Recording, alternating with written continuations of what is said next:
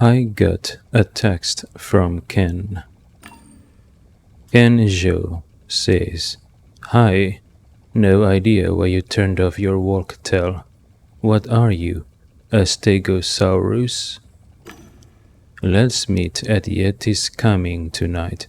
It's low, really low. The roof of the Undercity. I'll be waiting for you."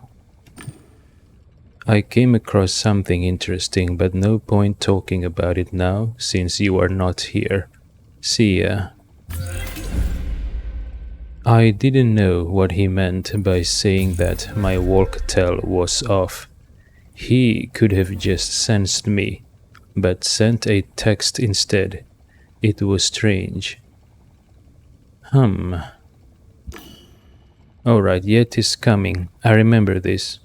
Starlet, the escort girl that I saved, says to mention her or something like that. If we go to Yeti's Coming. If we ever go to Yeti's Coming. Or maybe she said she's going to buy us a drink? I don't remember. But the point is, she owes us, and she's going to do something for us if we ever go to Yeti's Coming.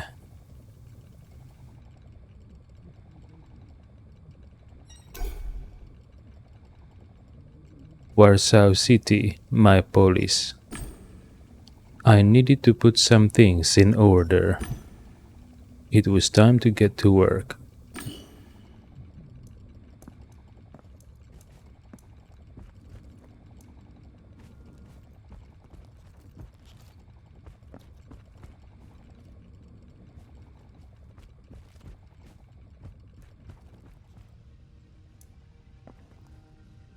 This is not a bad apartment in my opinion, but it is too big for me to live alone by myself. If this was me and I live alone by myself, this whole entire bedroom is enough for me. I don't need this room, and I don't need whatever this room leads to. Assuming this is a shower, right?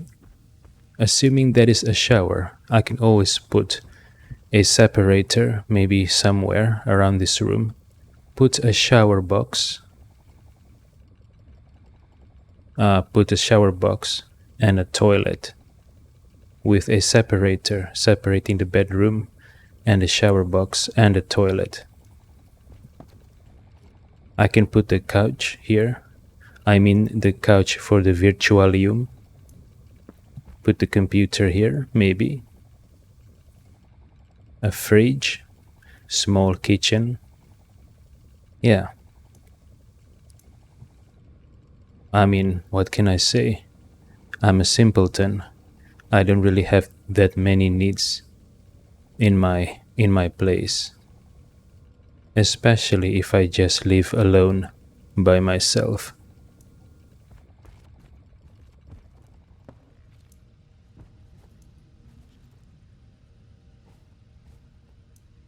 And I don't need all these decorations. Picture frames, decoration objects, figures, whatever.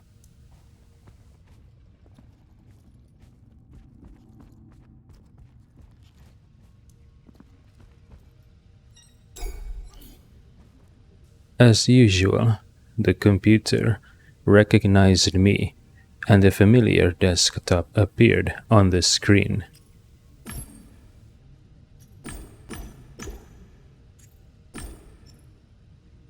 Open the email from Professor Locke.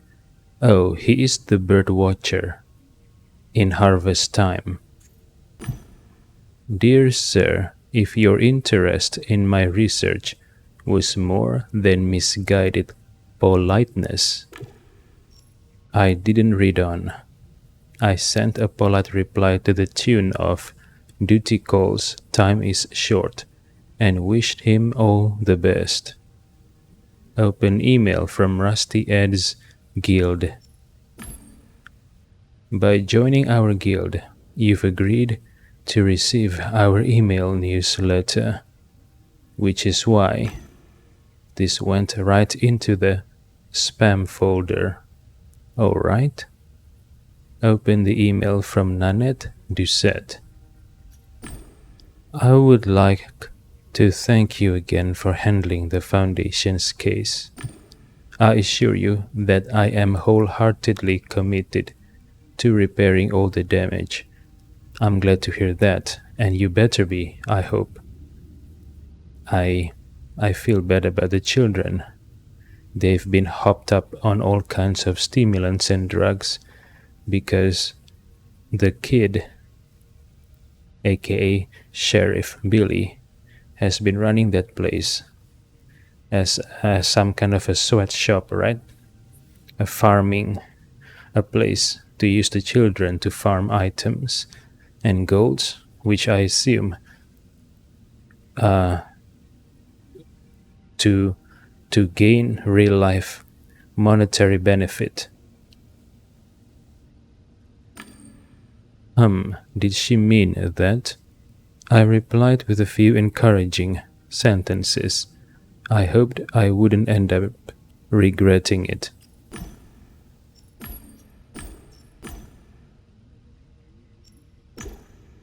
I checked what was going on in harvest time. Open, your uncle is turning over in his grave. Rancher, we're writing out of concern. Your uncle left you a farm, a nice piece of land.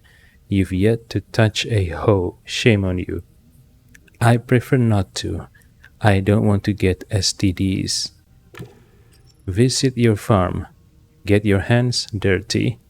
Feel the softness of strawberries. Lose yourself in nature.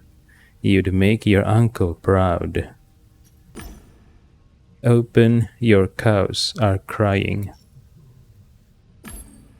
Rancher, your cows are crying. Your pumpkin patch is drying up. Will you stand idly by as your animals suffer and crops go to waste? Earn gold coins. Breathe in the fresh air, smelling of nature in the Wild West. We are waiting for you. Open, Sheriff, you want to. Deputy, you took it upon yourself to wear the star symbolizing your commitment to the High Rock community. They are waiting for you.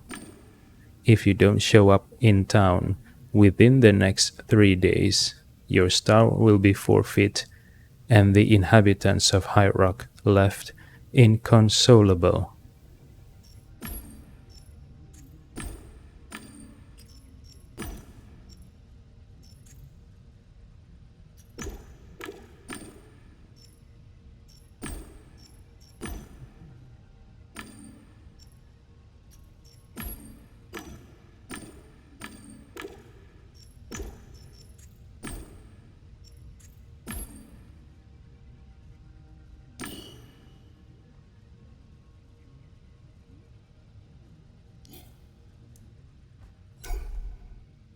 Bliss's control panel.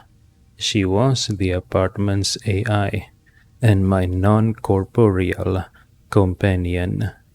Analyze the system. BWI had been developing AI modeled after the human psyche for quite some time. Even the holographic visualizations looked like brains. Everything seemed fine, but it shouldn't have. If there was a surge or failure in the tower, it should have left a sign, but there was nothing. The software truly looked like I was activating it for the very first time. It made no sense. Interesting. What happened then during the blackout? And why was Kenjo told me that my walk tell is turned off?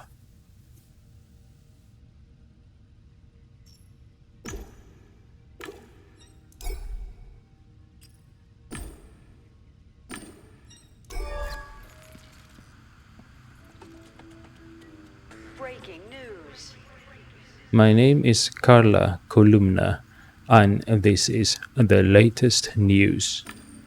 Outrage at the Nanette Foundation. The founder of the organization, Nanette Doucette, is suspected of forcing children into slave labor. It wasn't Nanette though.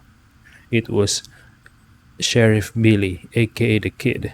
But yeah, as the head of the Nanette Foundation, she must be responsible for it.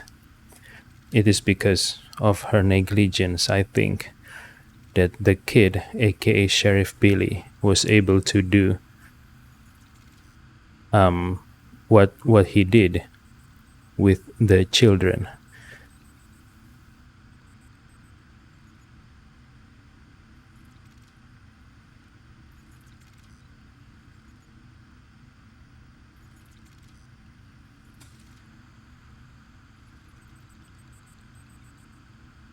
But I'm confused. How did the news picked up on this? When Nanette Doucette begged me not to go to the police, I acquiesced to her request. I did not go to the police. So how did the news picked up on this incident? Maybe insider source, whistleblower, within the Nanette Foundation. So what's going to happen now? Will the Nanette Foundation probed by the police now? Will they be put under investigation by the law enforcement? I wonder.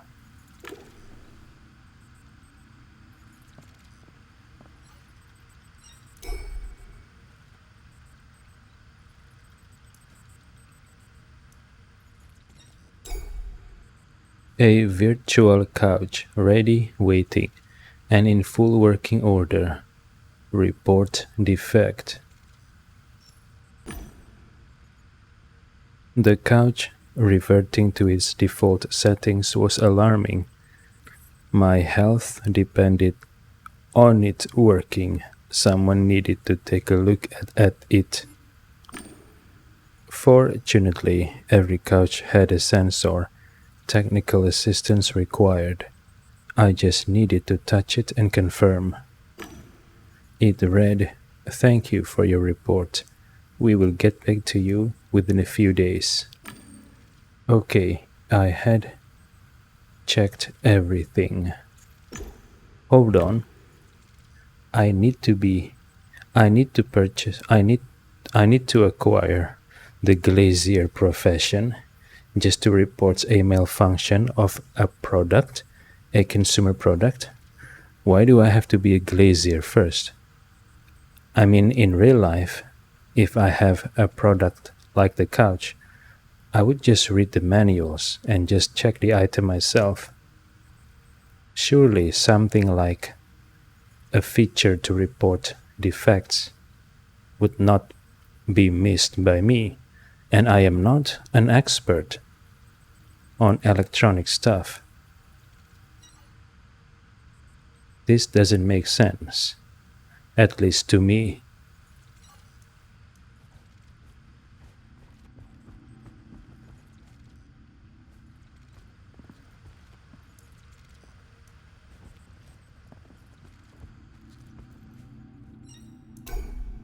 Solid doors protected me and my apartment.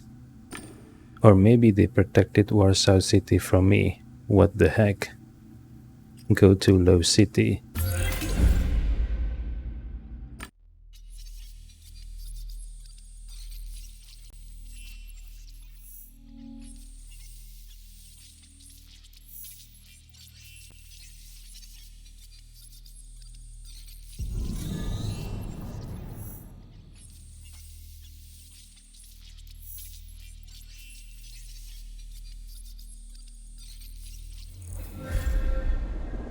What is this? Oh, it's a floating platform? No, no, no. Kenjo says it is the roof of the Undercity, so we are on the roof. Makes sense that I that this area is hollow. This leads directly to the ground, I guess. And what is this vehicle? A public transport, maybe? Captain, the case can't be that simple. But it is, Corn. The boy was shot. Okay, hold on. I can't read fast if I speak it. I have to read in my mind. Hold on. Okay, so this woman is named Corn. The other one I don't know. I'm assuming they are the law enforcement and they are investigating someone getting shot. Maybe.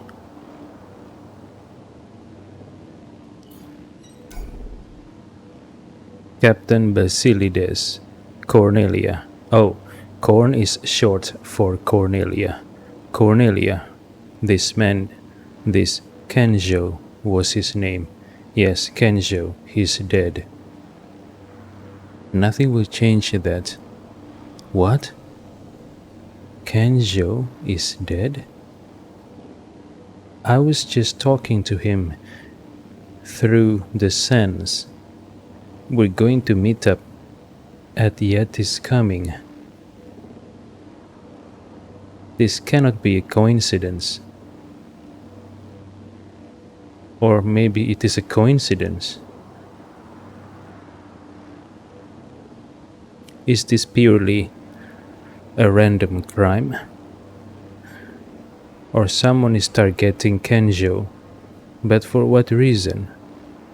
For his involvement in helping me cracking the case of the child labor situation in harvest time? If that is true,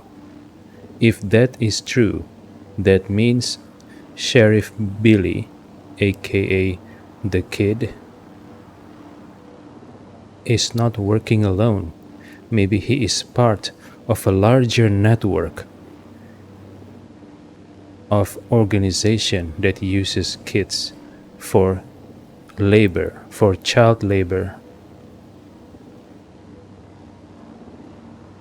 Or maybe I'm just thinking too much about this. Maybe I read too much into it. Sergeant Delia says, I understand, Captain.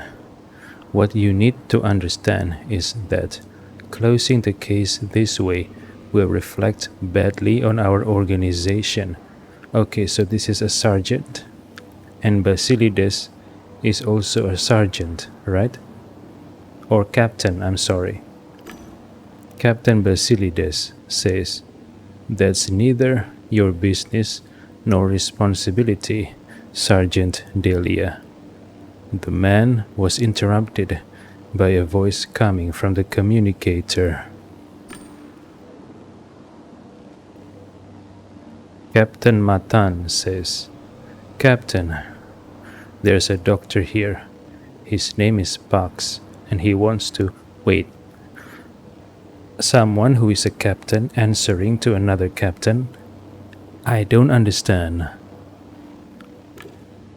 Captain Basilides says, what? We don't need that deep shiz here. Sergeant Delia will return to this later. I'm coming, Rama. Wait, so Rama Matan, and Basilides are both captains. Why does it sound like this Matan guy is reporting to a superior when he was talking to Basilides? They are both captain, right? So they are of the same rank, with the same authority, I assume. Sergeant Delia, the outranger, looked at me angrily. She says, we don't let civilians in. Move along, please.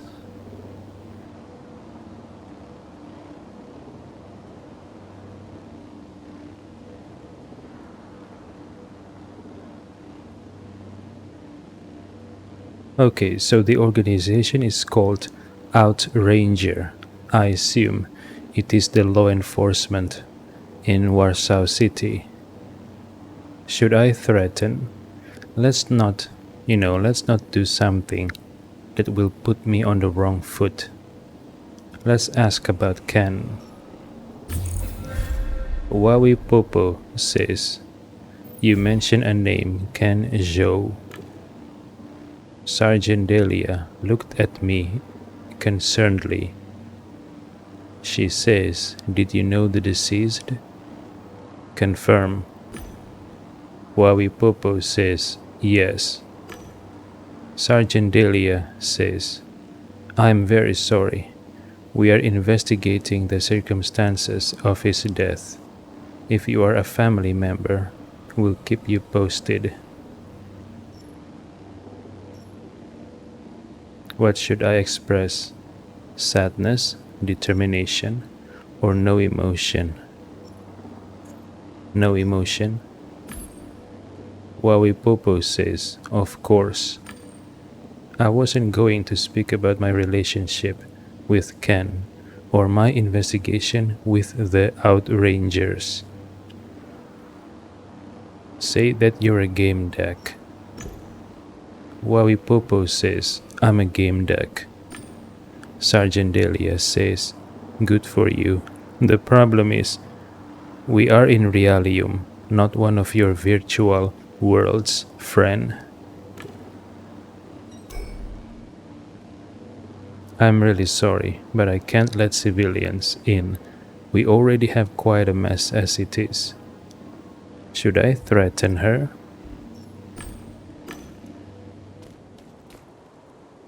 Who's this guy?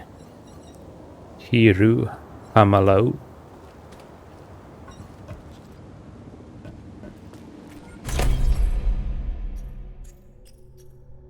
Okay, I can't unlock Vox Populi. And I can't unlock Mindfluencer. Shit. I just need one more creative point. How can I acquire this creative point? Re-educator. You've learned to survive on the gangways the hard way. Your experience, combined with knowledge of the law, serves you as a powerful weapon. Not only can you break someone's jaw, but by referring to certain regulations, you can just as efficiently intimidate, convince them, that is. Let's just use it and see what happens. Threaten Sergeant Delia. Wawi Popo says, do you know what people like me can do to anyone who obstructs their work? Have you heard of the re-educators? Sergeant Delia says, don't bother. I know the law. We both know I'm not under your jurisdiction. What the fuck? What the shit? Okay. So I need either Vox Populi or Mindfluencer, I guess. And I don't have enough points to unlock those.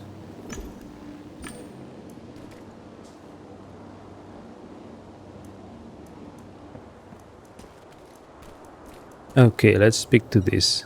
Hiru Hamalau. Hiru Hamalau.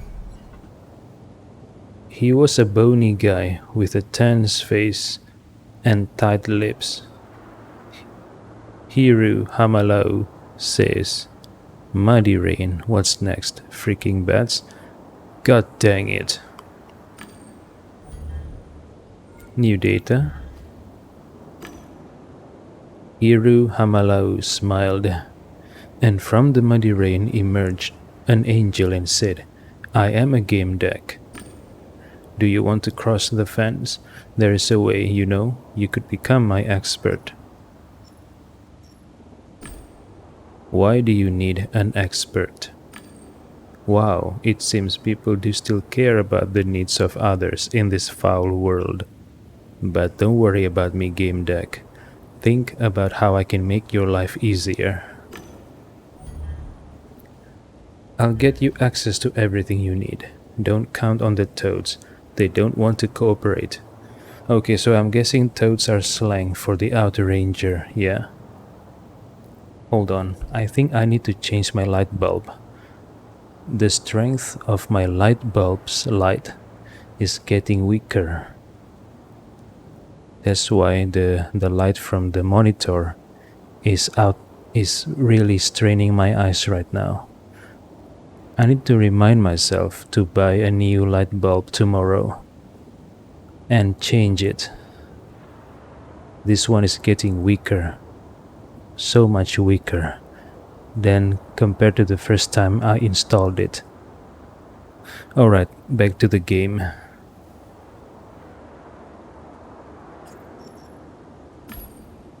Wawi Popo says, everything has a price. What do you want in return? Nothing. Time is money, friend. You want to go in there and I want to leave as soon as possible. We can help each other here, don't you see? Who are you, by the way? Asked Wawi Popo. Hiru says, I'm an insurance agent. The deceased was insured, you see. Oh, does he mean Kenjo? Wawi Popo says, I didn't know. Alright, I'm in.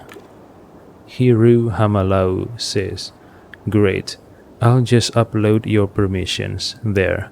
Now, I would appreciate it if you confirm my hypothesis.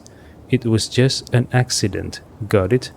Oh, so you don't have to pay the insurance, I guess? I guess the term of the insurance is that the insurance company doesn't have to pay if it's an accident, I guess. So, in the case of the person's death, where will the insurance money go to?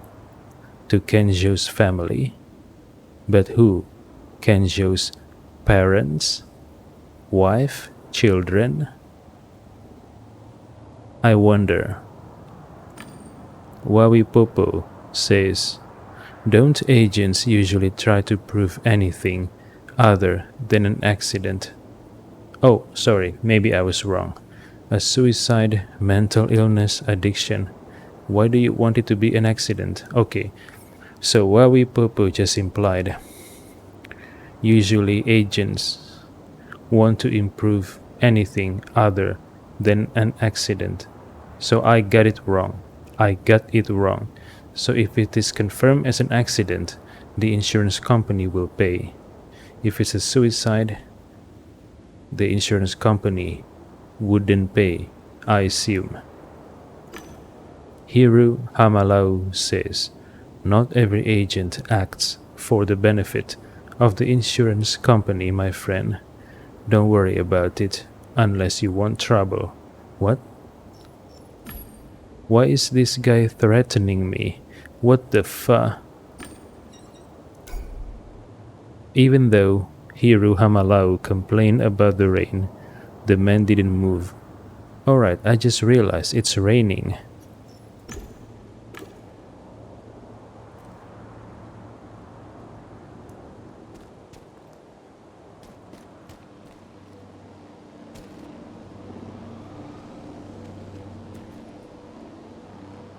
Wait, who is this guy? Hold on. What the fuck? Is that Hiru Hamalau? How did that Hiru Hamalau get from this spot to this spot on the other side of the fence? If Hiru Hamalau is capable of crossing the fence, however it is that he doing it, sorry for my bad grammar, then why does he need my help? I don't understand. Am I being led to a trap here? Naaba looked over his glasses at me and stretched his thin lips into a grimace that resembled a smile. Hiru Hamalau says, I took care of it. As my hired expert, you are officially authorized to investigate this case. You may come in. Oh, I see. So Hiru Hamalau is able to cross the fence without me He just need me to investigate and prove that this shooting is an accident. But I don't trust Hiru Hamalau though. He said he wants to prove this is an accident because he is not working for the insurance company's benefit. What if Hiru Hamalau is complicit in the death of Kenjo and he wants to determine it is an accident, so there will be no further investigation? Yeah, what if Hiru Hamalau is complicit in Kenjo's death?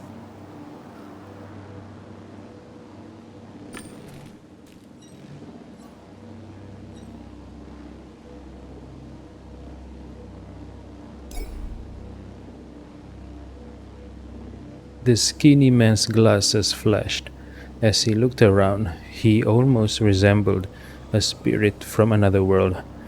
Why does the narration refers to Hiru as a skinny man? Judging by his avatar, he is not skinny at all.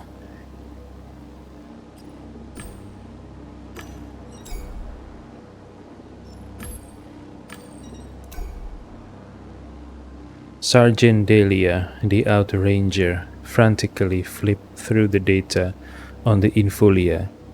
She didn't pay attention to me. What are you doing here? I said I can let you in, she says. I felt a dull pain in my head again. Hiru Hamalau says, Ahem, maybe I can take care of this. Wait, this guy's name is Hiru Hamalau, right? So why is in the dialogue option Hiru Hamalau is referred by the name Naba? I don't understand. Is this a typo? I made an inviting gesture and Naba started talking, but a sudden headache drowned out his words. When he finished, he smiled and gave a thumbs up. Sergeant Dahlia was looking at me. She seemed worried.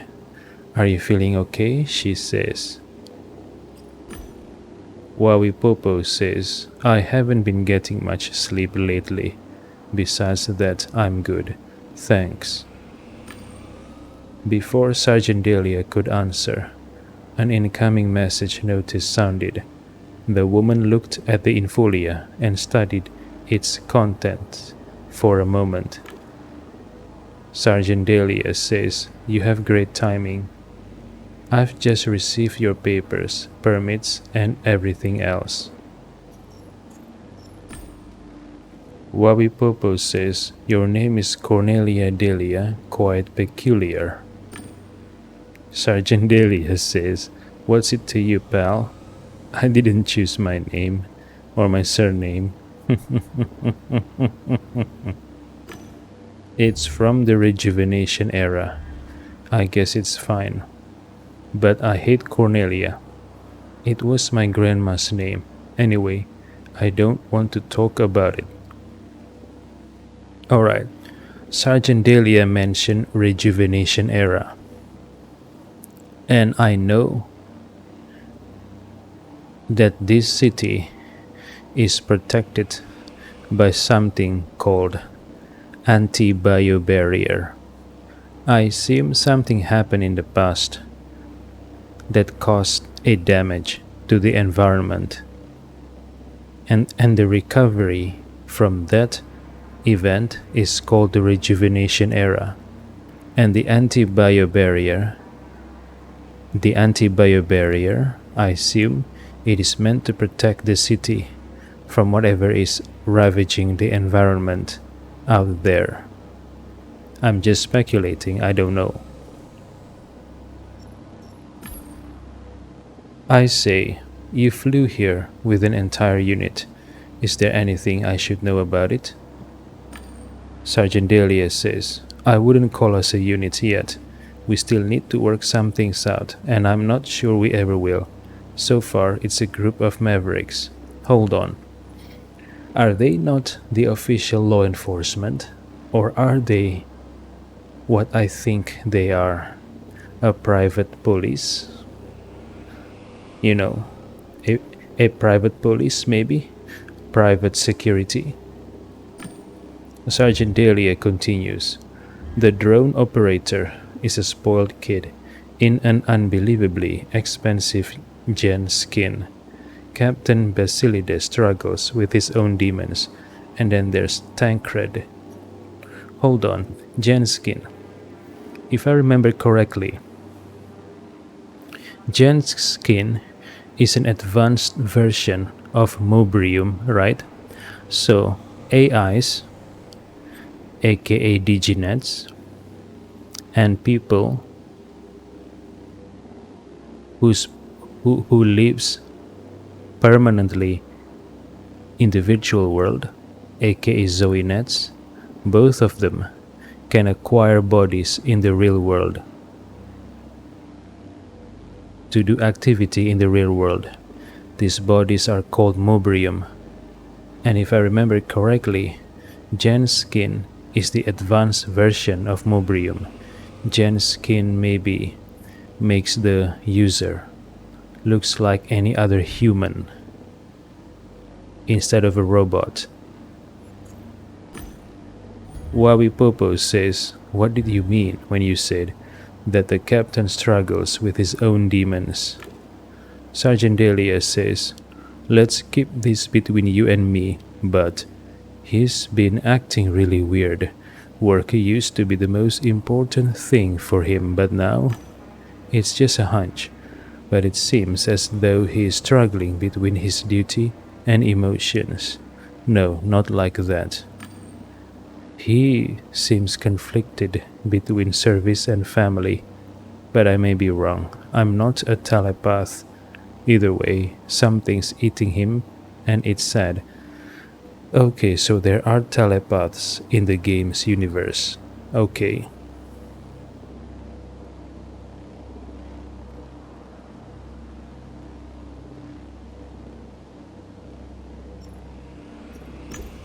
Wawi Popo says, the drone operator is using an expensive gen skin.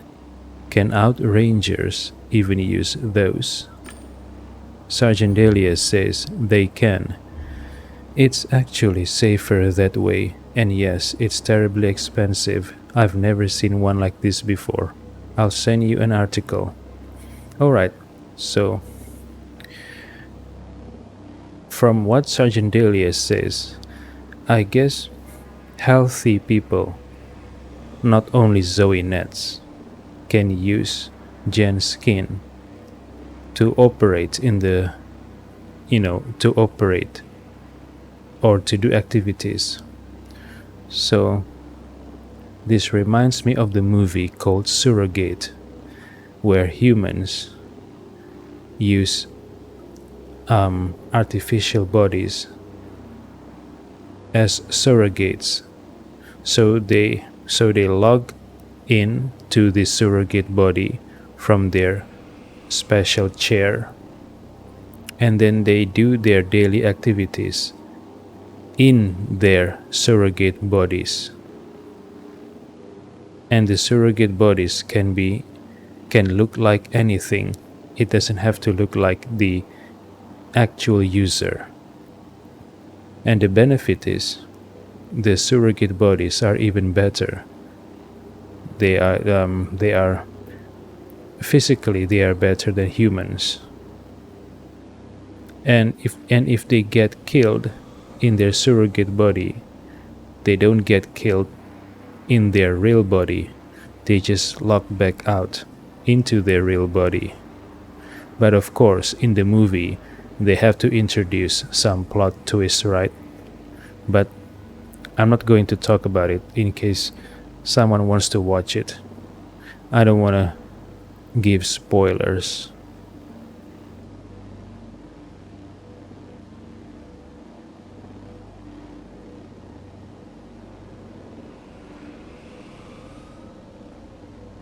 They can, it's actually safer that way, and yes, it's terribly expensive.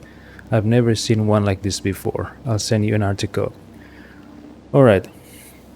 Yeah, if I have the money and if the technology exists, yeah, I would do most of my activities in a gen skin or a surrogate body. Why? Because, like Sergeant Dahlia says, it is safer. Let's say I use my surrogate body or my gen skin to do my daily activities, like going to work, for example. And if by some bad luck I get robbed when walking in the streets, maybe I get stabbed, right? I don't have to worry. Yeah, sure, stab my gen skin body or my surrogate body, but I'm physically safe here at my home. Yeah, sure. Maybe I have to pay to repair the damage done to my surrogate body, but at least I'm not dead.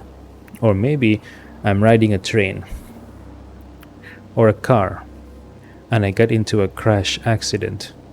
At least it was my surrogate body that handles the crash and my real body is safe back home, right?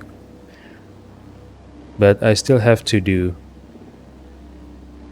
many other things in my real body though, because if I don't do it, then my body will just become weaker and weaker, right? Even though I'm using a gen skin or a surrogate body, I still have to be sure to do exercise and workouts.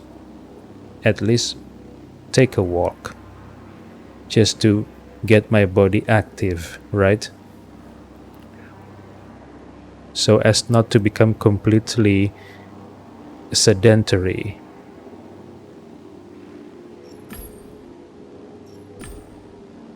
Wawi Popo says, Kenjo's death? What's your hypothesis?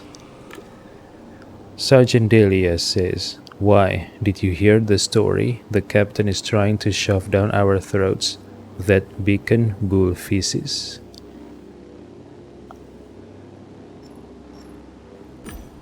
Wawi Popo says, why do you think it's bull feces? Sergeant Dahlia says, because it doesn't really add up, and even if, I can't stress this enough, even if it did, it would be danged harmful to us.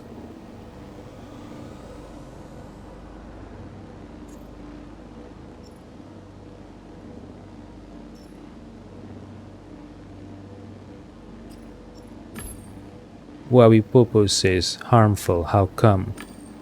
Sergeant Dahlia says, who is responsible for the maintenance of these beacons? We are. If it turns out we've overlooked a glitch, we are screwed. Okay, so the Outrangers operate something they call beacons. I assume it's like a security device. Maybe this beacon thing is what killed Ken Zhou. Wabi Popo says, what exactly doesn't add up about that hypothesis? Sergeant Dahlia says, well, for one, the beacon's logs are empty, and of course the report doesn't even mention this.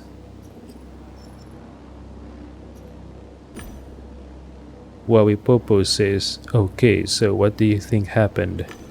Sergeant Dahlia says, he was shot. That's certain, but not by a beacon. A human did this. Ah, I see. So Sergeant Dahlia and the captain have disagreement about what happened.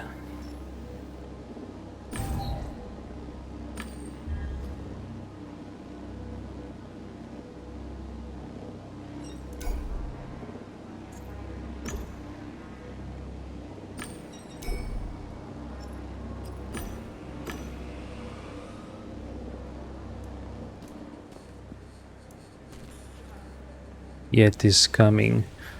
So, where was Kenjo shot?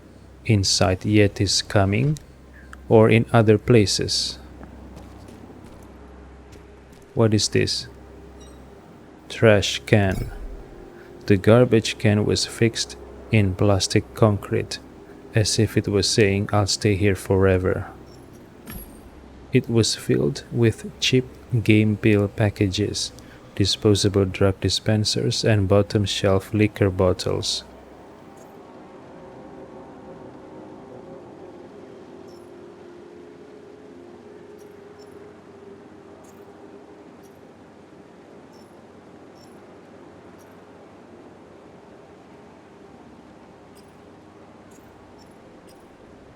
Should I think something? Should I think something about this? Or should I just not think anything about this? I'm sure this will come up later in the game, right? Maybe in some dialogue with some characters.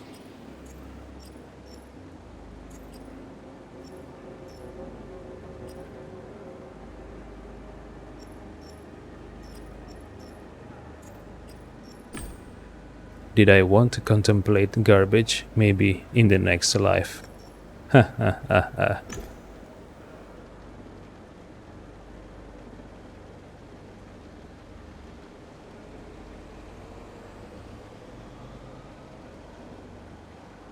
I put my arm deep inside the sea of waste, some leftovers from overcooked dumplings stuck to my sleeve.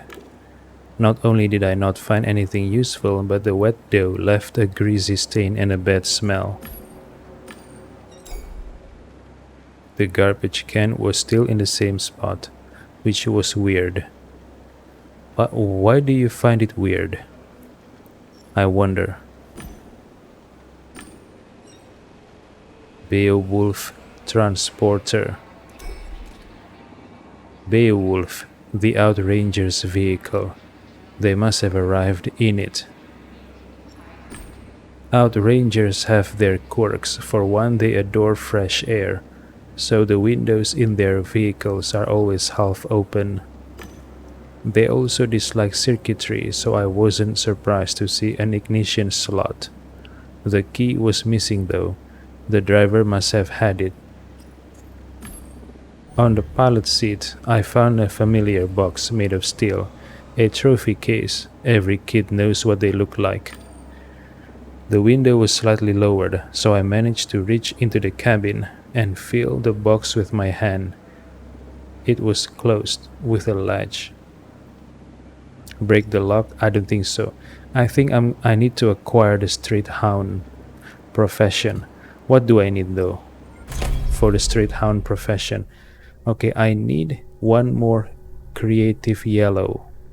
I need one more creative yellow and I can get street hound. I'll remember this.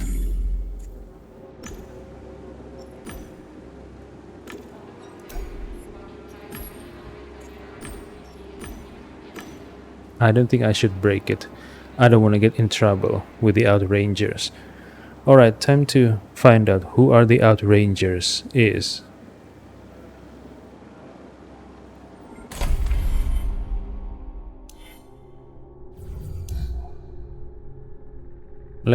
Let me tell you, Betty, they are no real men anymore. No, there aren't, Wilma. Unless we're talking about the Outrangers. Oh yeah, they are Superman. I wish I knew one. Well, now's your chance, because I've invited a real green one. You didn't. Lieutenant Adams, you can stop hiding now. Please join us.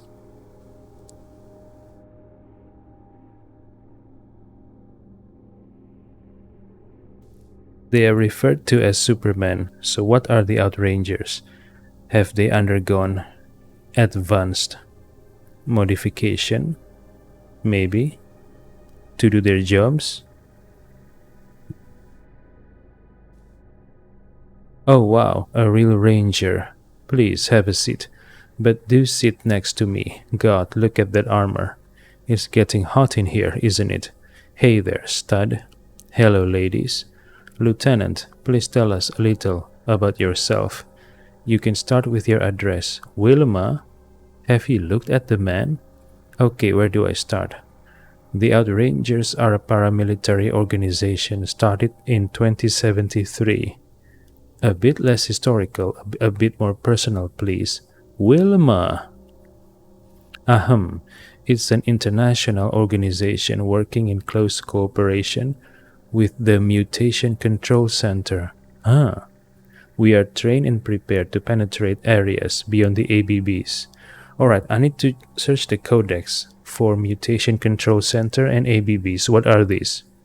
Alright, let's continue. Penetrate. I have something you can penetrate. I'll have to agree with you on this one, Wilma. These ladies are thirsty over Lieutenant Adams. He must be a stud. Usually we fly over the jungle, but sometimes we perform foot patrols, which are extremely dangerous. There are also rescue missions. When some reckless tourist goes on a trip beyond the... Okay, the sentence is corrupted here. On their own? Exactly, ma'am. We also perform maintenance on MCC beacons, fetch data from them and protect the residents of the police's lowest levels. It's so romantic, my god, I think I'm in love or in lust. I can give you my address if you still... Yes, please. What the... Wilma and Betty show, not always for kids. Hosts Wilma Brown and Betty Rattle. Guest Lieutenant Soma Adams. Betty Rattle and Wilma Brown, two thirsty ladies. Toads, an informal name for the outrangers used on the lower levels of the police. Yeah, I assume so. Trophy chests. The outrangers are known to collect trophies with which they sometimes adorn their armor.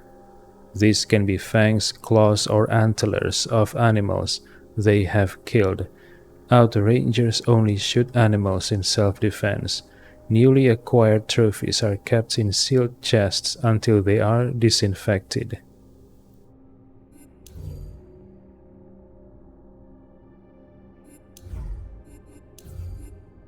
Okay, so they cooperate with what? With the Mutation Control Center.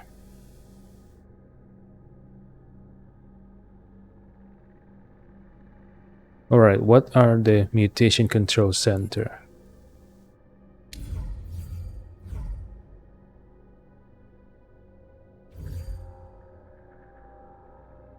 Okay, there is no entry for the Mutation Control Center.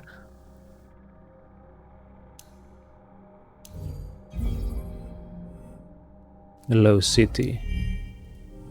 Gunshot hypothesis. Somebody shot Ken while he was hanging around near Yeti's coming. Hanging around near, so he was not inside Yeti's coming when he got shot. Alright.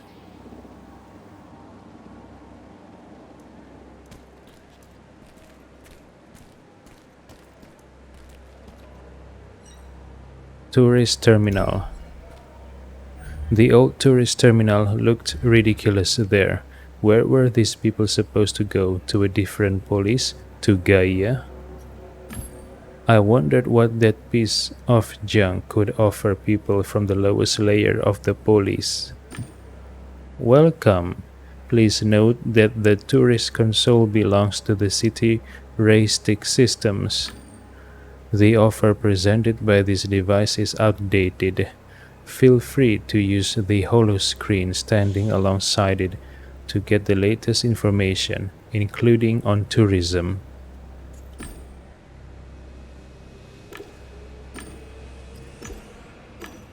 Alright, what is this advertising hologram?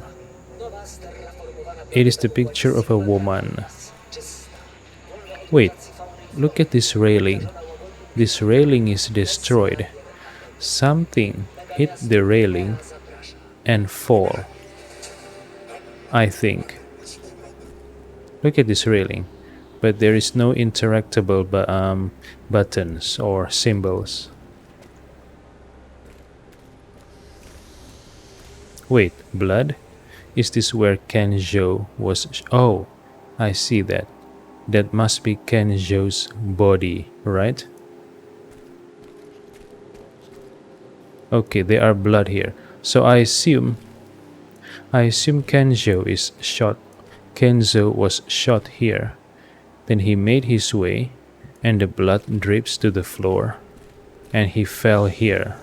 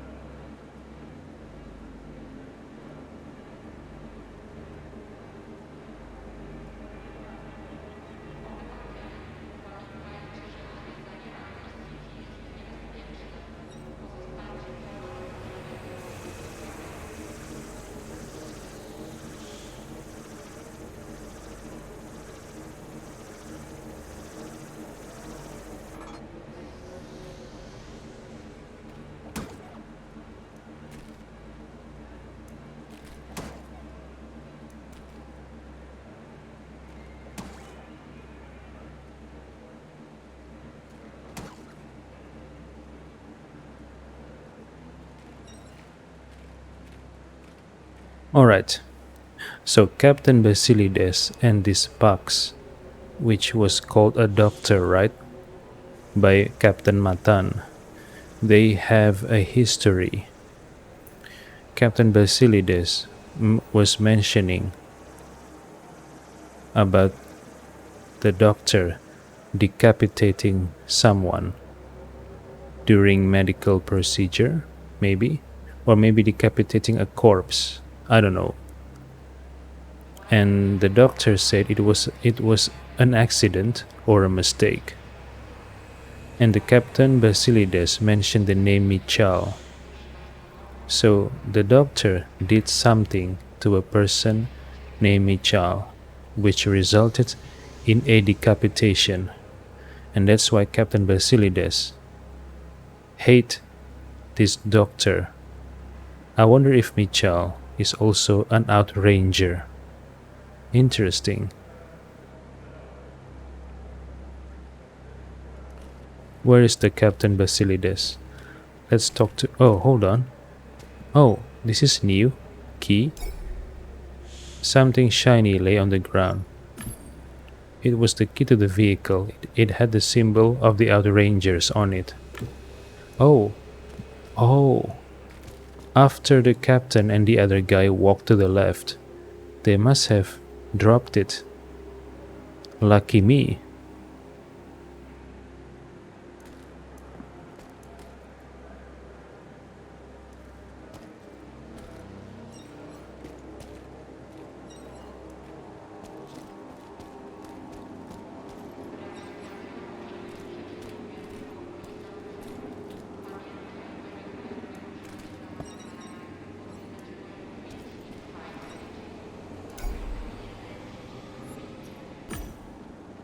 Use key.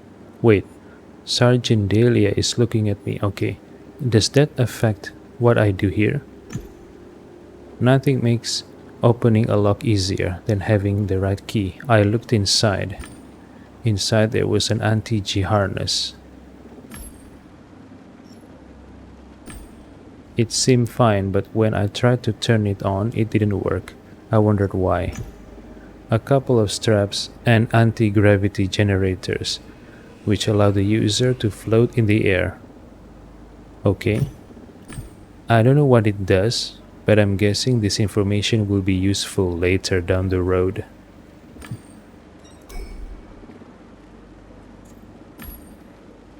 Alright, this info I just acquired must be useful later down the road. Anti-G operator.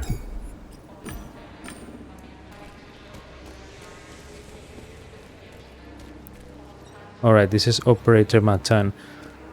Okay, so the title captain was a typo. This guy is an operator, not a captain. MDK drone. The police use drones such as these. They scan dangerous and suspicious places.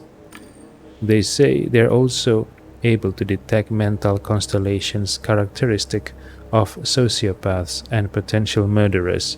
Hack it? City network access helps with this kind of thing. Raistic Systems admin credentials help too. The right name was the key. I had to find it. I browsed the data in search of signatures that fit the drone, and a few caught my attention. Pantaloon, Rami, Outranger. I entered the name and got the drone's frequency. To reset it, I had to overload its system. And to do that, I'd need adequate network resources. Okay, admin. So, I have to unlock the admin profession if I want this to be a surefire success, I think.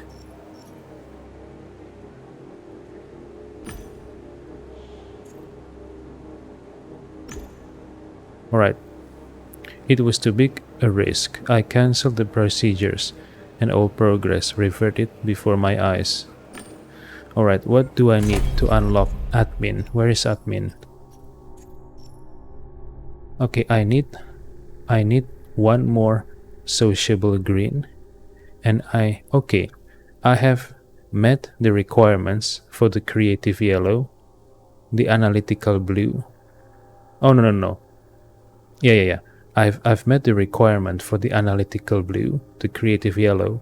I just need one more sociable green. Okay, so whatever conversations I'm doing next, I better hit one of these: empathy, listening, trust, compassion, amicability, service, pacifism, and education. As soon as I get this, then I should unlock the admin, right? The question is, can I unlock the admin by going past the programmer? I don't think I can do that. I believe if I want to unlock admin, I have to go through the programmer profession first, right?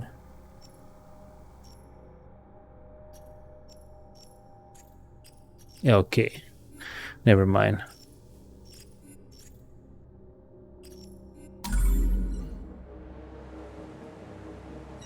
Alright, let's try the hack without the profession.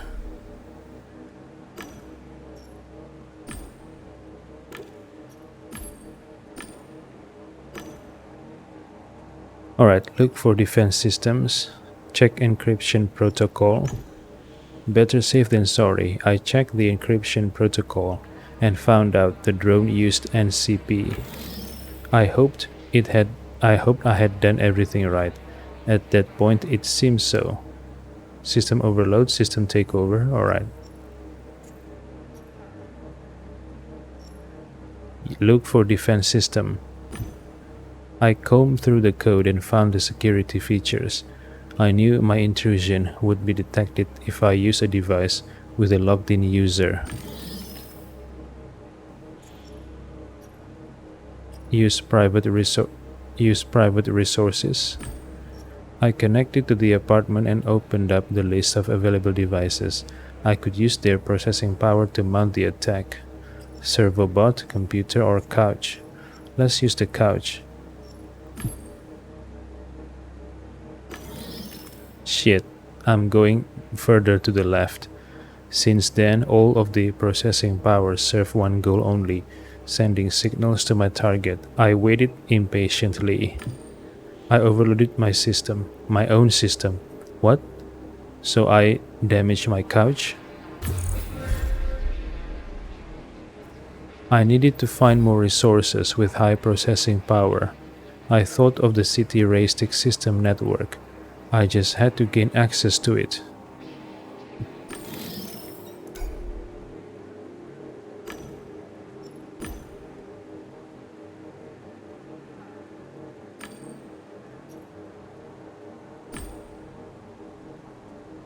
City network access helps with this kind of thing. Raistic systems admin credentials help too. I needed to find out more about the Raystic systems first. Alright. Operator Matan. So this is who Sergeant Cordelia spoke about, right? The one who uses a gen skin. An expensive gen skin. So that means his real body is somewhere. On a couch. Maybe. Maybe at home or at the office.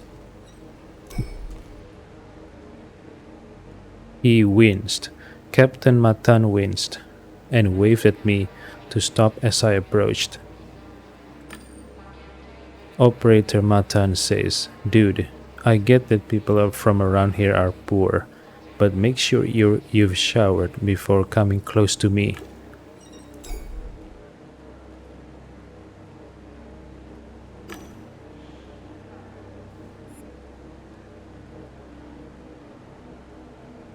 Wait. The conversation mentioned past choices. What did I do in the past that caused me to not shower? I wonder. Oh, I understand. I was rummaging through the trash can, and the protagonist mentioned that it smells foul. Maybe that's why. Maybe if I did not rummage through the trash can, I would be able to talk to Matan. Dang it. More mistakes.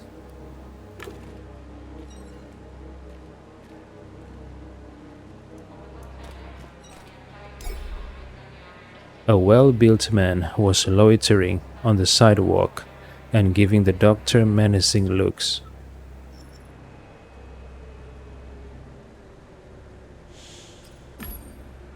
Wawi Popo says, "My name is Wawi Popo." Captain Basilides says, "Just what we needed, a game deck. Who let you in?" "I'm a game deck, and I have a right to be here. If you have any doubts, check them against the regulations." Captain Basilides narrowed his eyes. Who doesn't love losing control of the situation? A wonderful feeling.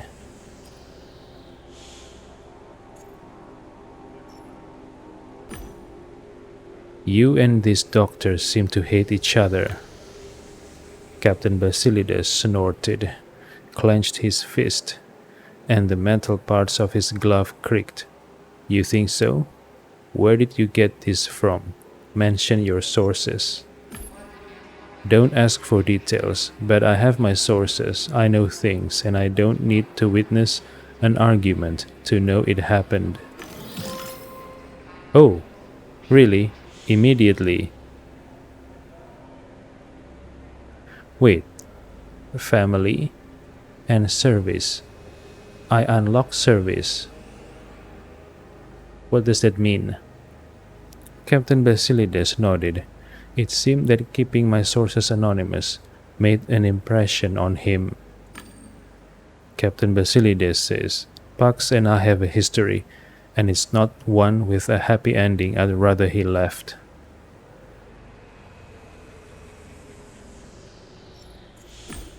"So you and Pax, what happened?" The man rubbed his eyebrows and sighed. "It was a little over a year ago. Our unit was on patrol duty behind the ABB. My husband Michal was with us." "Husband? Is this a typo?" "There weren't many dangerous species in that area. Well, except for insects. They're everywhere. Michal."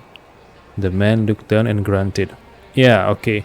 So the Codex mentioned that the Outrangers are in close cooperation with the Mutant Control Center. So I'm guessing one of their jobs is to hunt mutants."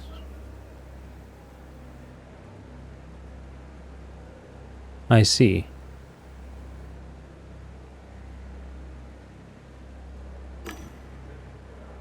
Captain Basilides swallowed and straightened up. A gadfly bit his neck, Hypoderma bovis toxica. It got really swollen, so we quickly evacuated. Then an ambulance arrived, and Pax was in it. He was arrogant and confident. The fool said that it wasn't a gadfly, but a Brazilian wandering spider that lost its fudging pedipalp.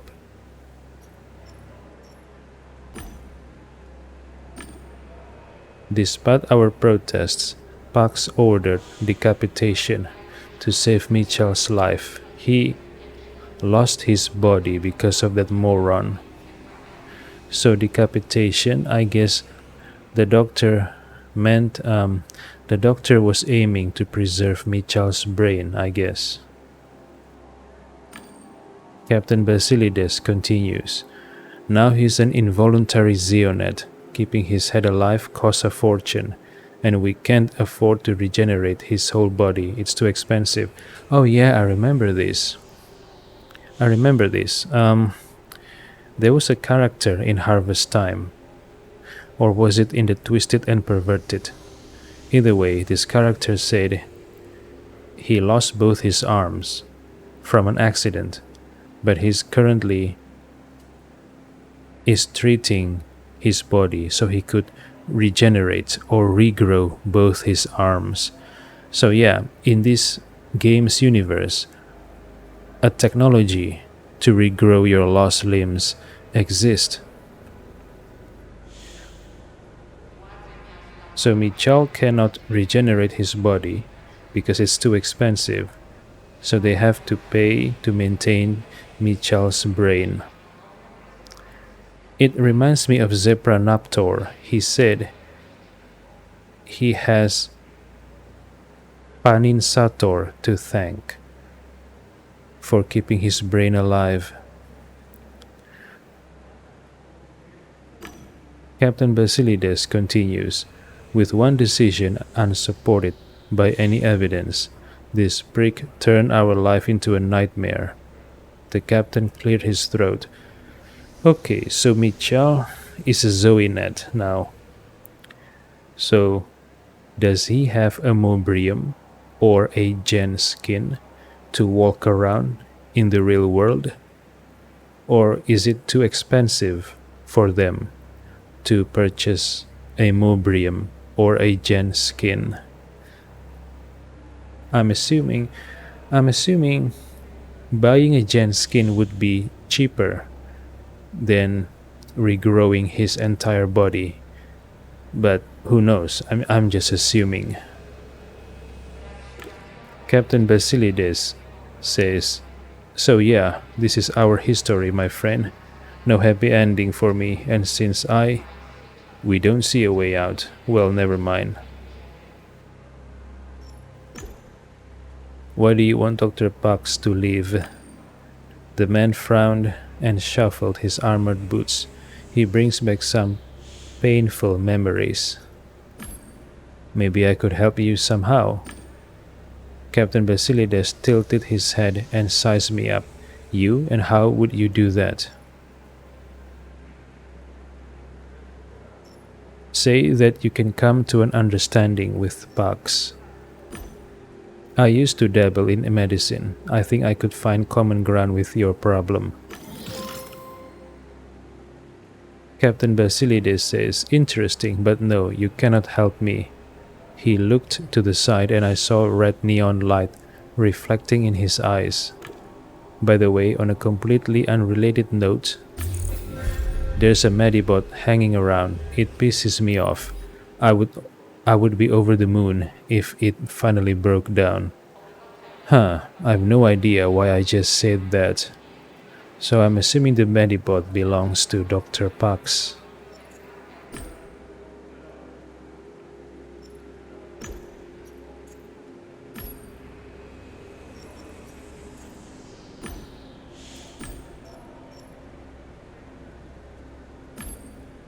Wawipopo says, how did Ken die?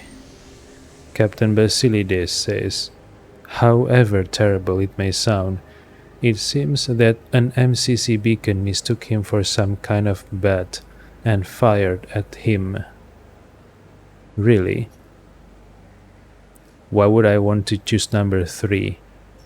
Assuming I agree with Sergeant Dahlia's opinion of the captain, why would I want to say this in front of him? This will just make him, close himself to me.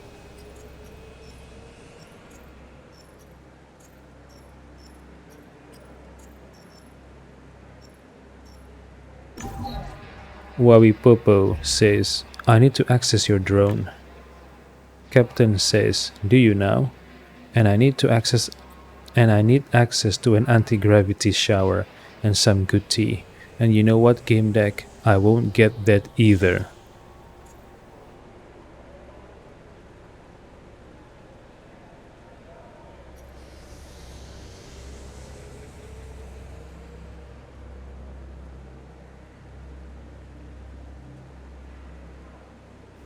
Do I want to unlock the service?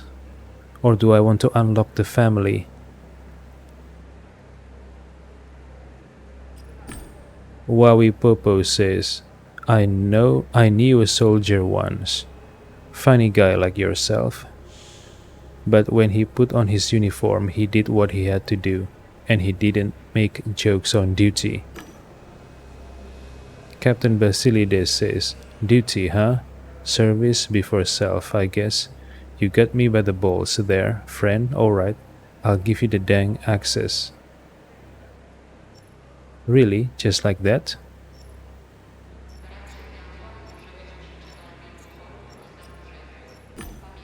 I need access to the body. I'd like to take a look at it. I have more important things to worry about, son. Captain, a man has died. It's both of our responsibility to get to the truth. We must find the cause of his death, no matter the consequences. It's not good to wake demons, son, but agreed. Let the rain of fire fall. Do I want to ask number 1? Maybe I'll ask about number 1 later.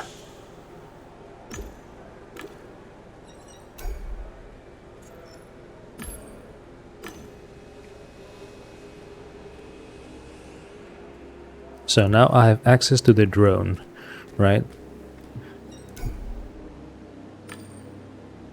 Let's use it. Okay.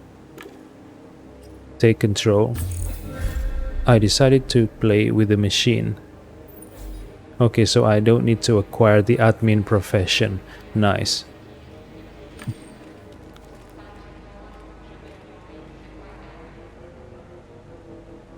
Hacking cameras.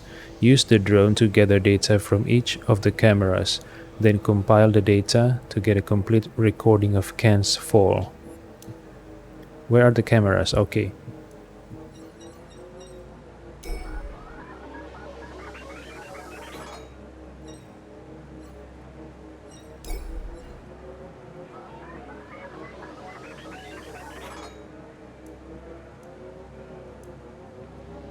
Where are the other cameras?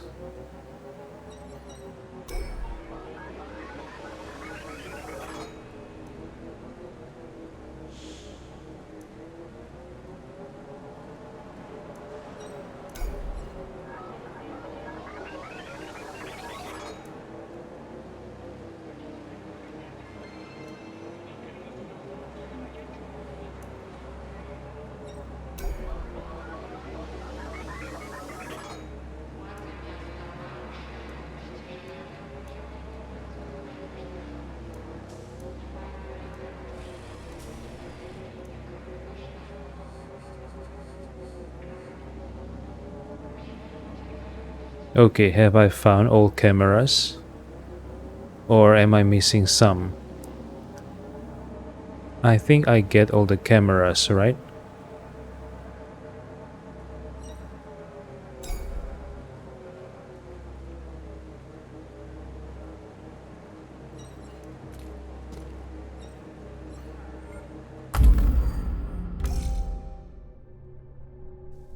I tried to turn the device on, but it didn't work. The anti-G harness doesn't work. The beacon's logs haven't registered a shot being fired in the last 24 hours.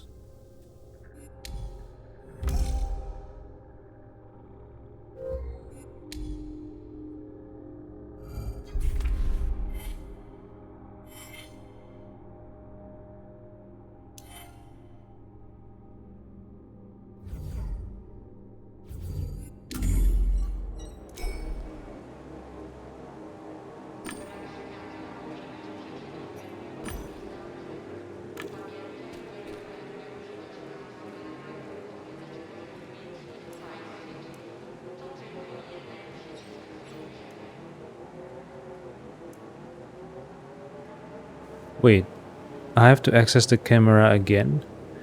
Okay, what am I supposed to do with this drone?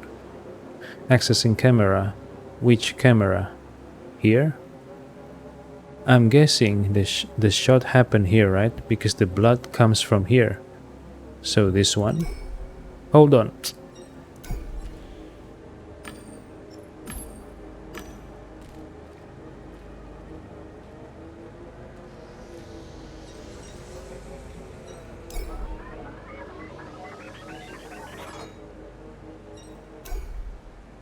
Okay, after I download the data from the camera, what should I do with it? Maybe I have to use the drone later, not now.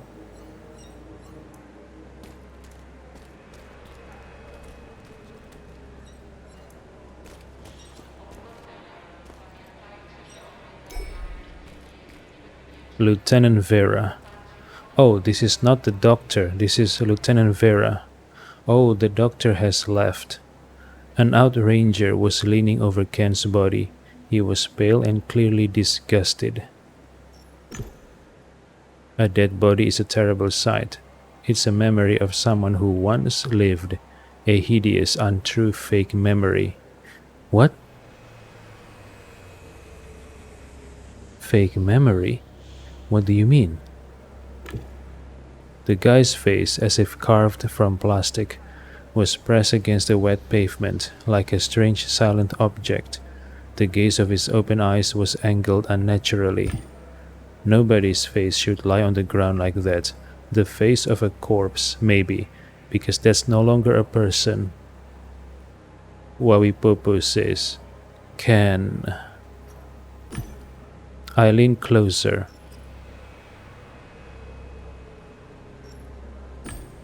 The sideways facing eyes had lost any expression or gleam.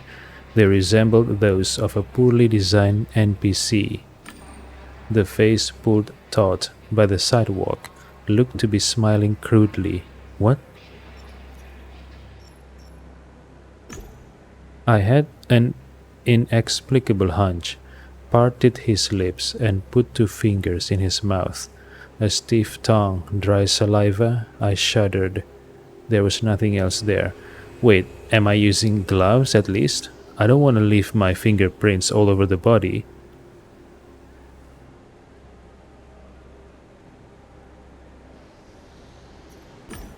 I rummaged through his pockets. He had no personal items on him, not even a walk-tell. I looked at his chest. Okay, should I feel or check under clothes? Maybe check under clothes. It looked like a small gunshot exit wound. I pressed on his chest in a few spots, then tapped. Weird. It sounded hollow inside. The sound near the wound should have been flat due to extravasation. What does it mean? I don't understand. His arms and legs were splayed awkwardly. It was like he had been doing some weird mid-air stunts before hitting the ground. Ow! Okay, this observation, does it have something to do with this deduction? The anti-G harness doesn't work. Okay, assuming Kenjo was using anti-G harness, and that is the cause of his death, why would the anti-G harness lie inside the Outranger's patrol vehicle?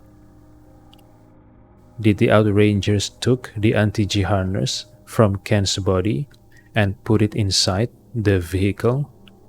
But who did it? And if they did it, who knows about it? All of the Outrangers on the scene, or just some of them? Interesting. There's a gunshot wound on Ken's chest.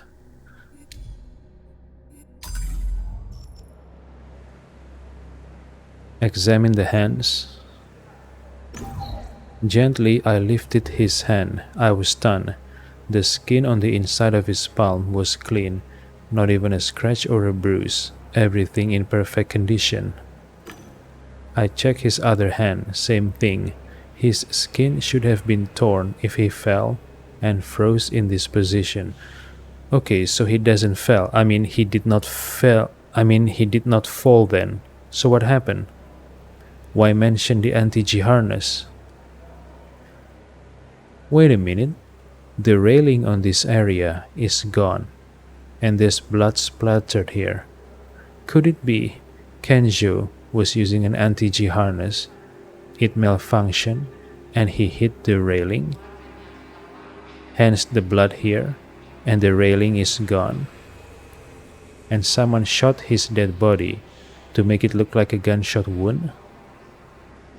I don't know.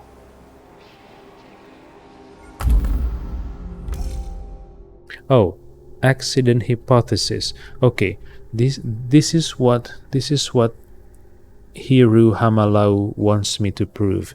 Hiru Hamalau, the insurance company agent, wants me to prove this is an accident. He claimed not every insurance agent work for the benefit of the company. However, I did mention that what if Hiru Hamalau is complicit in Kenjo's death? By confirming this is an accident, then the case will be closed as an accident. What if Kenjo was actually killed?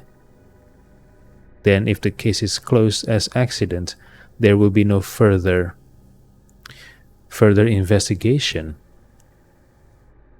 to find the perpetrator, right? Okay. So there are 4 hypotheses in total: MCC beacon, gunshot, and accident, and one more, which I haven't unlocked yet. So I'm guessing I have to find enough information and make a deduction on what actually happened, whether it's a gunshot, an accident, MCC beacon a failure, or something else. I see.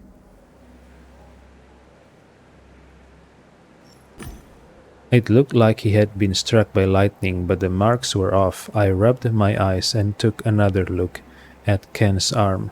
Nothing. I was confused. Alright, roll up pant leg. His calf was clean, no bruising. I checked the other leg and it was the same. Ken's pant legs slowly slid back down, covering up the cold, exposed body. Flip the body. I grabbed Ken by the shoulders and started to gently turn him over. He was heavy and oddly resistant. One of the holographic wings disappeared into the pavement. His head bobbed and was about to collide with the pavement. I noticed something flashing immediately behind it. Should I look at the flash or should I protect the head?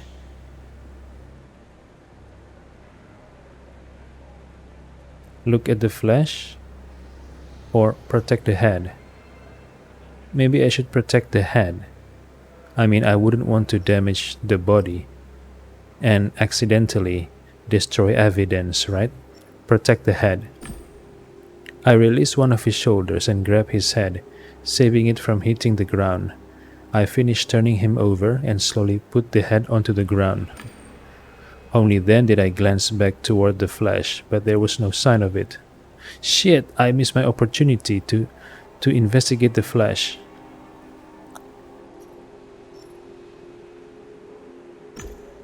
Translucent bat wings protruded from Ken's clothing.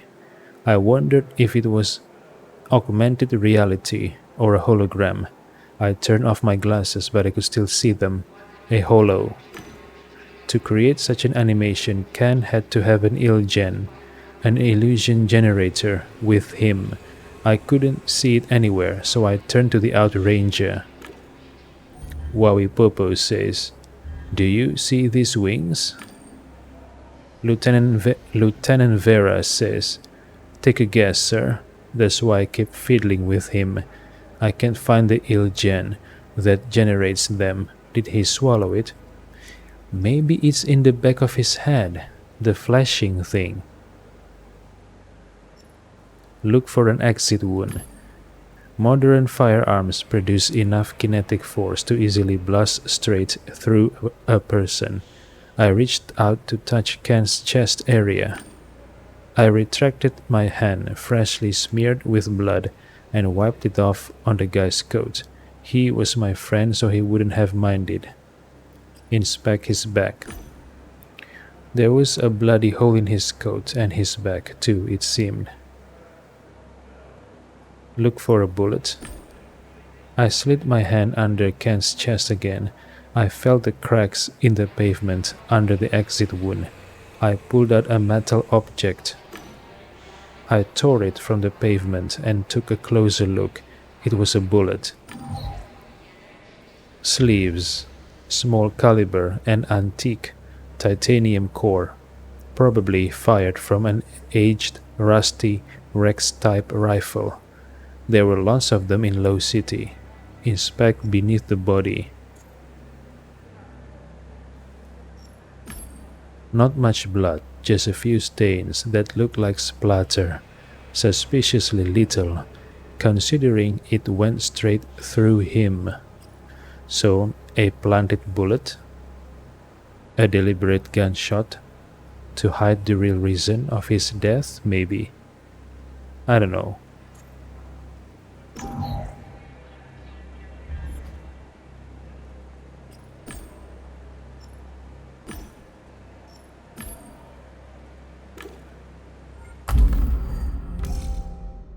No blood?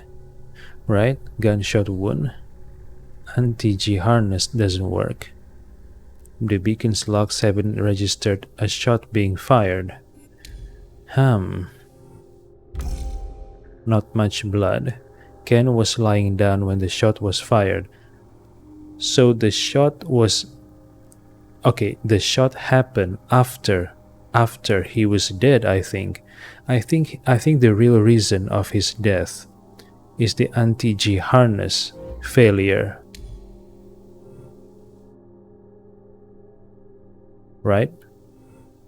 Accident, or maybe something else. I need to gather more data. However, in the gunshot hypothesis, Ken was already lying down when the shot was fired. I think Ken was already dead when someone shot him. But why? Ken was flying around using an anti-G harness. Maybe he's been looking for something. He might have even found it, but his harness broke and he fell down. Or what if someone was actually trying to shoot at his harness, but the bullet went through the harness and through his body? I don't know. Hold on. No signs of fall damage? Okay, I didn't notice any damage caused by the fall. No fall damage, so it can't be from the anti-G harness failure then. But the shot happened after he was lying down, so maybe he was killed by a different method. And the anti-G harness failure, as well as the gunshot hypothesis, Maybe it was deliberately planted by the perpetrator to misdirect the investigation. It could be, right? Unnaturally twisted limbs. I don't know what Ken was doing before he died, but his body looked like an awkwardly twisted NPC model. The anti-G harness is broken. The harness that he used doesn't work. Ken didn't have anything on him. Okay. Okay, this one caught my attention.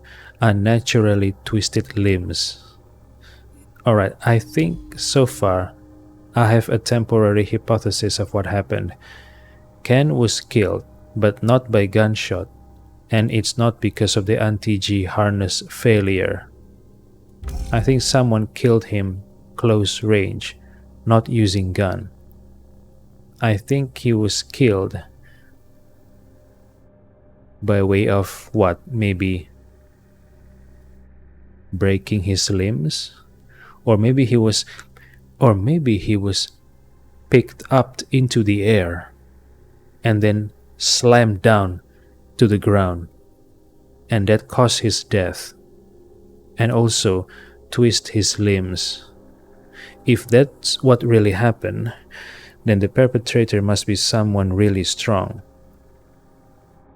Well, not necessarily someone who is strong, but maybe someone who is using a mobrium or a gen skin with enhanced physical prowess.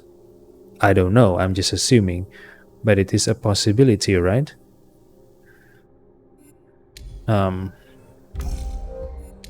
Shit. Okay, I need more info. I need to unlock this data down here. Maybe I should... Yeah, I should. Not maybe, but I must find more data.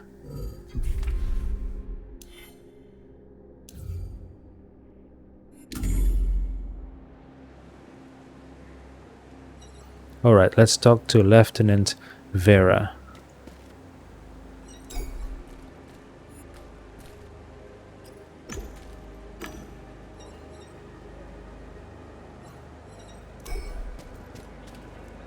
What's his name? Venon? Venon Vera? Vera says, what is it? Oh yeah. Wait, ray-stick systems? I don't need ray-stick systems. I already have access to the Outranger's drone from Captain Basilides.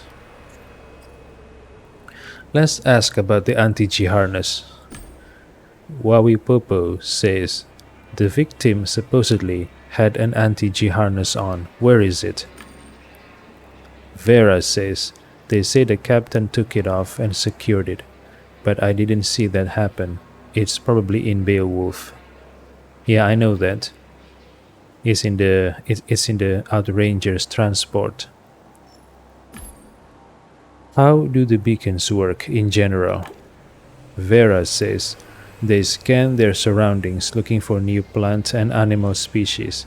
If a beast comes close, they shoot. These here have a special task. If anything tries to fly or crawl up to the lowest inhabited walkway, beacons have to shoot it down while adhering to all safety measures. People live here.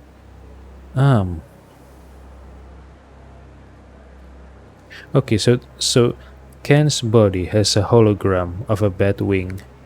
What if the beacon mistook Ken as a bat and shot him down? It's possible, right? I don't know. Vera continues, there are two dangerous species around these parts, the toxic fruit bat, a seriously big bastard, and the Ratus mordax venenatus rat. This sentence, interesting. Toxic fruit bat, a seriously big. So maybe Kenjo was flying around. His his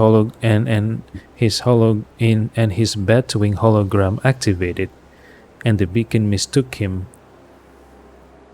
for uh, for a toxic fruit bat.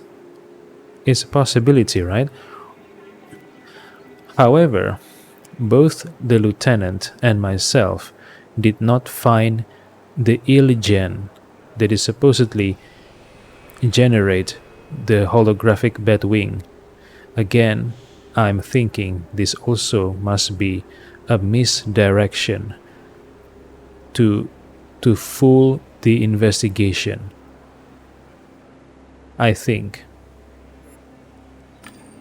Vera continues. The rats got clever and don't try climbing up anymore. The bats are dumber and charge sometimes, so the beacons shoot one down occasionally. They fire plasma, that's why there isn't much blood. Okay. Wait, there are more bloodstains up here. What the fuck? These bloodstains on the ground, they are all over. Not just to the left, but also to the right. Okay, what could cause these bloodstains to be all over the place like this? Was Kanjo flying around in his anti-G harness? Then he got shot, and before he fell, he kept flying, so maybe that's the reason why his blood spattered all over the place, and not just in one small area. And then he fell, or dead. However, okay, never mind. Vera continues. Blood is no good, trust me. It attracts a shitload of trouble outside the ABB, and honestly, it ruins the view here, so you get it. Wawi Popo says, maybe the beacon misfired. Does that happen? Vera says, no, they are advanced artificial intelligence, way smarter than humans. A person could make a mistake, but a beacon, no chance. Believe me, I designed them myself. Oh, okay, so this Vera guy designed the beacons. Okay, let's keep that in mind.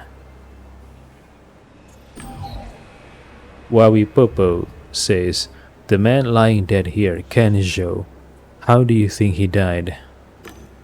Vera says, I know what it looks like. Bat wings, the Undercity below us. The captain was here first and took the anti-G harness off him. That's what he claims, at least. I didn't see it, but trust me, it's not the beacon that killed him. It must have been a weird, very weird incident, I don't know. I can't make anything of it. This death must be a danged misunderstanding. Or maybe not. Maybe someone put all these plans and evidences to throw the investigation off the real, to throw the investigation off the real path. Vera continues, and the sight is just inhuman. It's disgraceful that he's still here on the wet walkway like a bag of human bones. Do you know anything about ray-stick systems? Vera says, they're like the Matrix, They surround us. Just kidding. But not really. Seriously though, it's complicated and I'm afraid I'll mix it up. Lots of encrypting protocols. I'm not going to teach you to hack. Take this address. It's all written down, but you didn't get it from me. Well, I need the ray-stick systems to access the drone, but the captain already gave me the permission.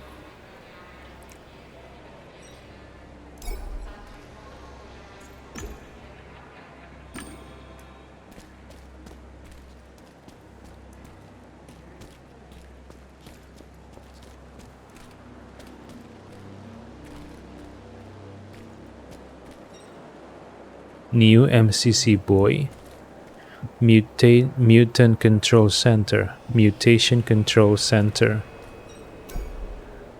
Mutation Control Center Beacon. What is Zeitgeist? An AI-equipped guard that protects us from mutated plants and animals. Hack it. City network access helps with this kind of thing. Raistic Systems admin credentials help too. I didn't know jack about Raistic Systems. I had to brush up on my skills. Wait, didn't I already get the Raistic Systems the Raistic Systems info from Lieutenant Vera? So why can't I hack it?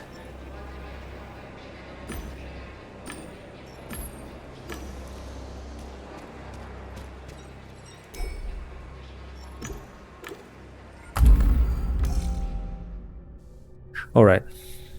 The beacons fire plasma. So if the beacons fire plasma, why is there a bullet? Why is there a gunshot wound and a bullet?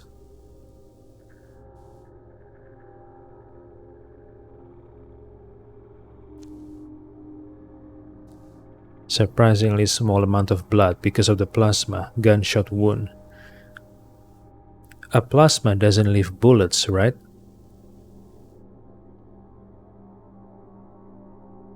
A plasma shot doesn't leave much blood because the high temperature scorches the blood vessels. Ah, I see. The Outranger is convinced that AI couldn't have mistaken a bat with a man clumsily disguised as one. Alright. The beacon's logs haven't registered a shot being fired. The hypothesis is valid. A sad story starring a faulty MCC beacon and a boy that shouldn't have played with it. No, I don't think it's the MCC beacon. This hypothesis seems far-fetched. Too many facts contradict it. Yeah.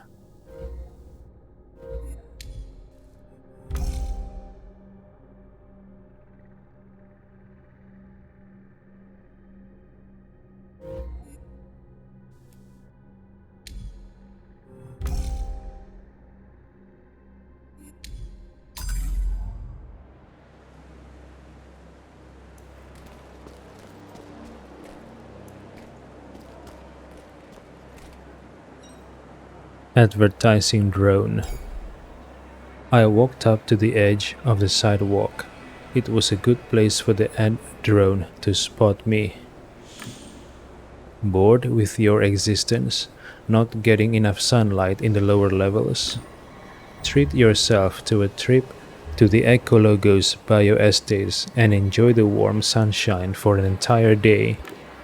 The bioestates are located within ABBs. Eat natural meals, touch natural materials, discover exotic arc flora. The Ecologos bioestates are not responsible for any complications caused by intense contact with nature. Afraid? Learn more on our website. Alright. It was a standard advertising drone. Even though it operated in the lowest layer of Warsaw City, it was in a good shape. Gain access to the drone's resources. Wawi Popo says, "Well, drone, I need to use your resources."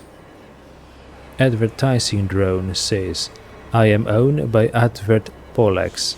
I cannot give subsystem access to unauthorized persons." I see that you have a large media audience base. I could enter into an advertising contract with you. Wawi Popo says, "Could you show me the contents of the contract?" Drone says, "It is a standard contract, but its exact contents cannot be disclosed to the public. The rules are quite simple. The contractor has 24 hours to fulfill the contract. Should the contractor fail to advertise the product specified in the contract to at least 4 other users, the contractor will be charged with a contractual penalty." The device fell silent and displayed a message. Advert Polex, your local ad provider on the global market, or STHIDK. You type something, you fudging slot machine. What? Should I agree to advertise the contract, or should I wait until I can unlock the mindfluencer profession? Let's just go back for now. What do I need for mindfluencer? I need one more creative yellow. I only have 2 right now. Okay.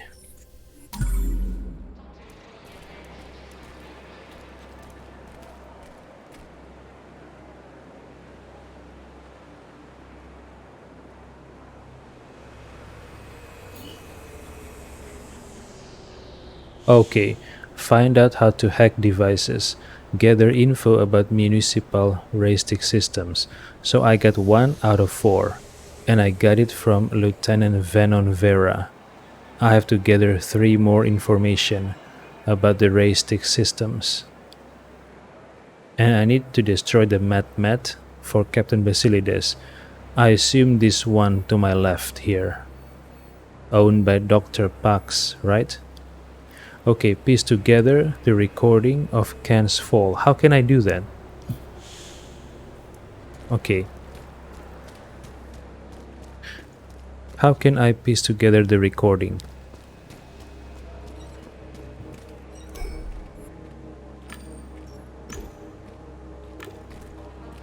Alright, I assume the red lines and the blue lines on the ground have something to do with how I gather the footage, right? Because last time I just randomly interact with the cameras and nothing happened. So I'm guessing the red lines is a guide that I have to follow. But I don't understand what to make of this. Okay, this camera lines go from here to here.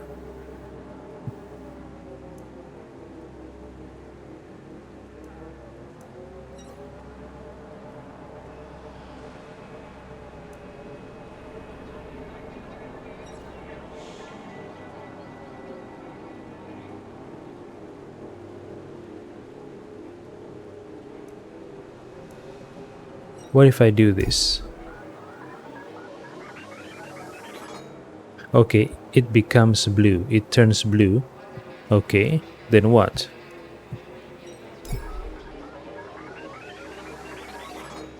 Alright.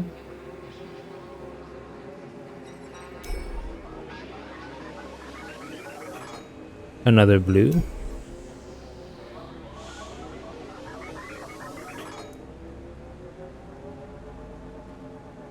So what should I do when all of them becomes blue? Wait, what? I didn't... I misclick.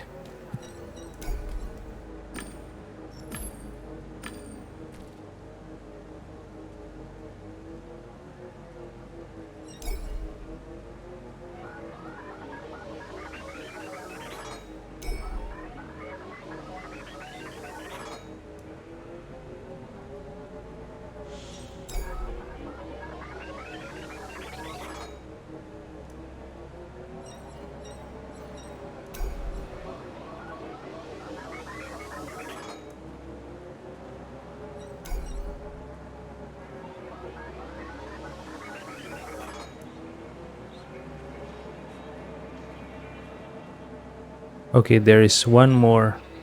Oh, okay, one more red line.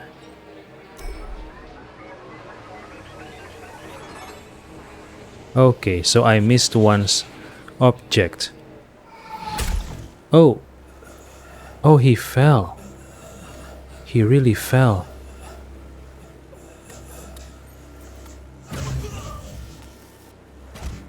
He really fell. So, okay. Wait, who is this? Someone in a hood? I see. Okay. I knew it. I knew it. Like I said, the shot was done after he fell. So maybe it's to throw away the investigation, right? So it wasn't the gunshot who killed him. It is done to throw the investigation off. So it can't be the gunshot. It can't be. The shot was fired after Ken's death. Yes, it is. The bullet was in the walkway, so Ken must have been lying while he got shot. Everything indicates that he was already dead when it happened. Alright, okay, but I need to... Okay, just to be safe, I think I need to unlock one more data about the gunshot hypothesis.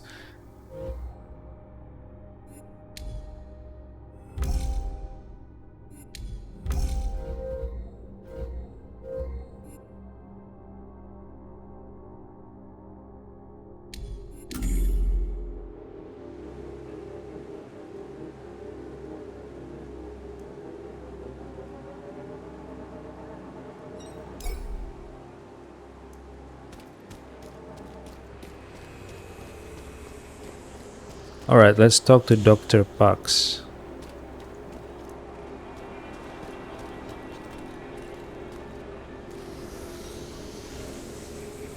Let's find out what he knows about the crime scene.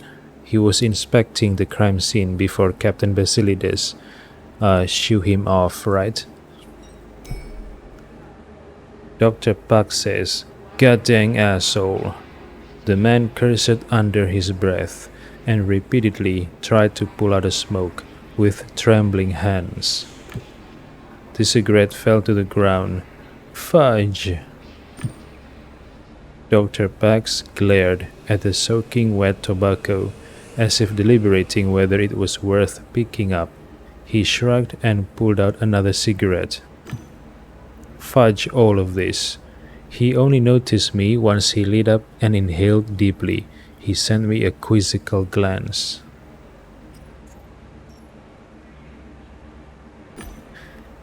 Wawi Popo says, "Seems like you and the captain go way back." Dr. Park says, "Yeah."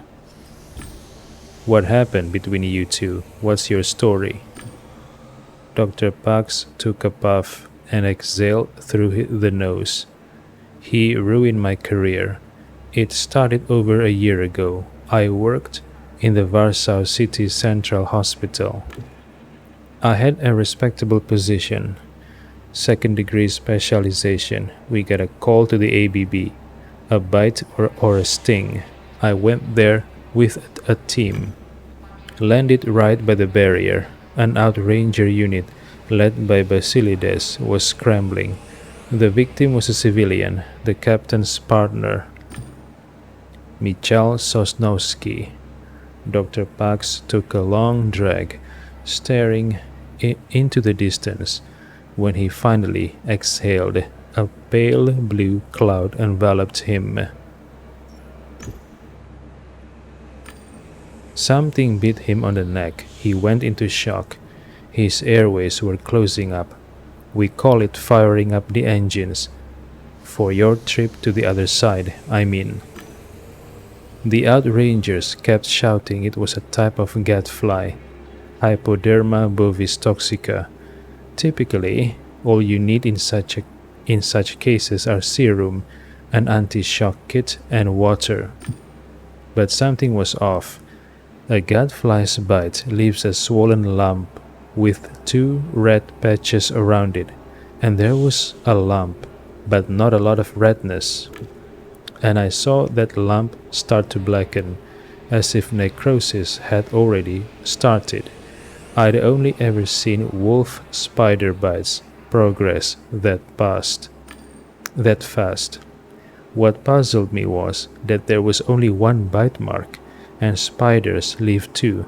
I knew I'd have to cut off his head if it'd been a wolf spider, otherwise he'd die.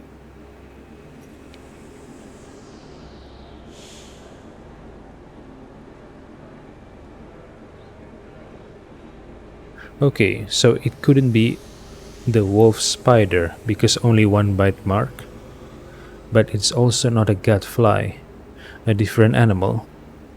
Should I make a comment on the seriousness of the situation? Maybe I should just listen. Dr. Pugs continues. Spiders sometimes lose their pedipalps fending off wasps or other dang things. I concluded it must have been a wolf spider cripple and made my choice.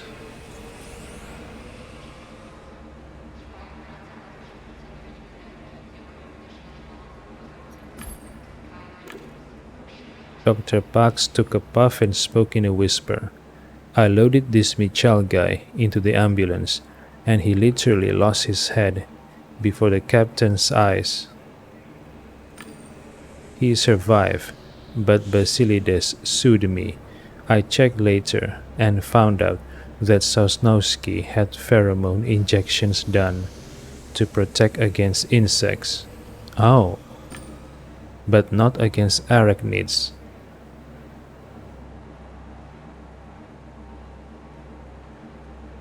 Should I ask about the injections? Do I want to interject him?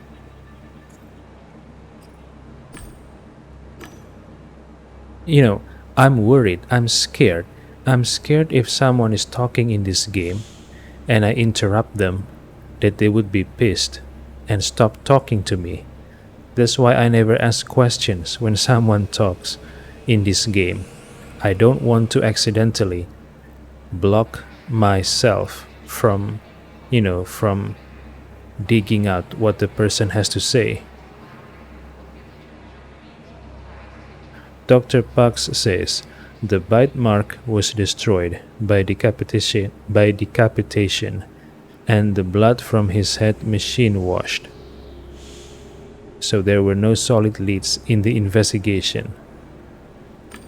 And eventually the court ruled there wasn't enough evidence, so it went cold. But the stench remained. I was let go, and since I wagged my tongue a bit too much, I couldn't find any decent jobs anywhere. So you see, that is our story. He looked at the cigarette, butt smoldering between his fingers, and tossed it away. I saved his boyfriend, was I right? I don't know. Alright.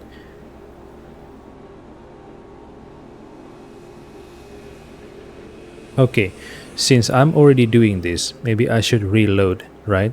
Reload and talk to him again and find out whether interjecting him will make him stop talking. I need to know. I need to know the rule of the game. I need to find out which rules are consistent and which rules are not consistent.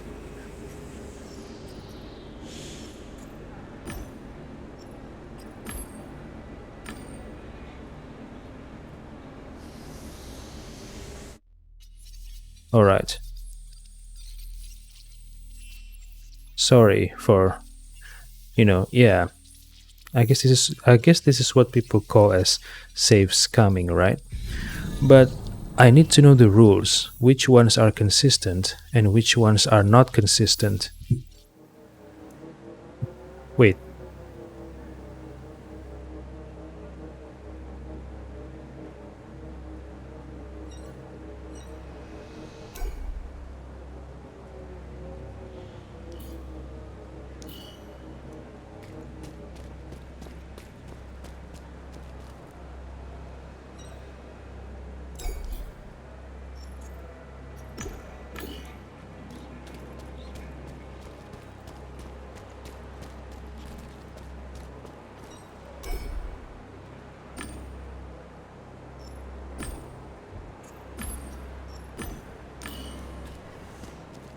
alright.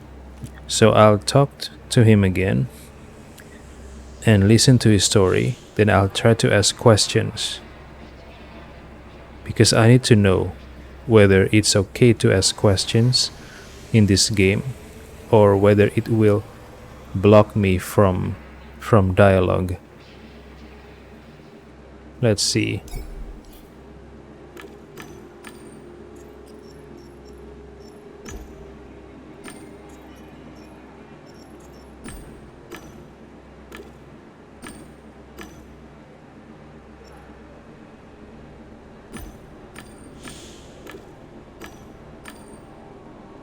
Alright, so let me try to comment on the seriousness of the situation.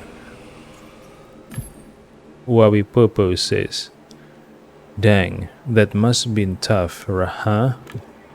Dr. Pax glanced at me, pressed his lips tightly, and slowly nodded. Okay, okay, inquire about pedipalps. What are those? Is the part of the son of a bitch stabs its victims with to inject its digestive juices and other shiz. Each spider has two.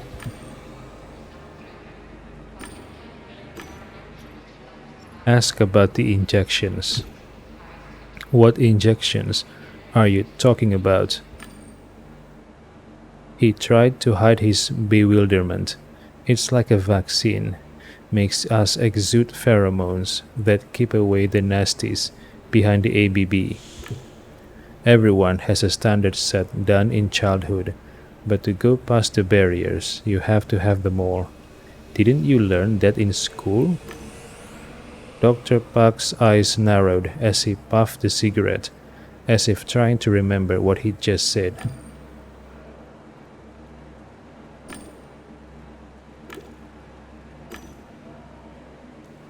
Alright, so so now I found out. Asking questions mid conversations will not block the dialogue. Good to know.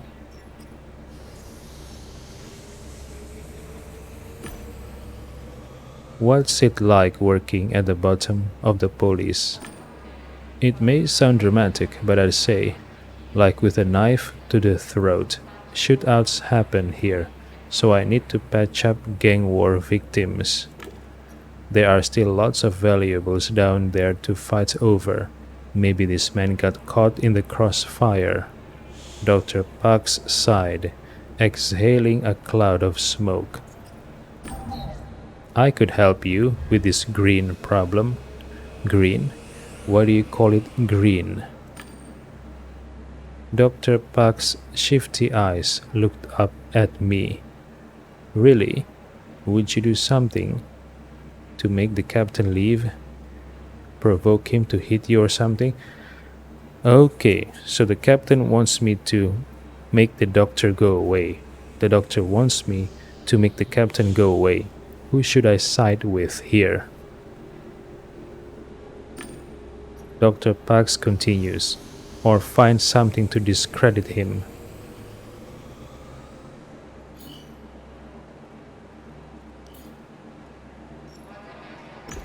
I'll try.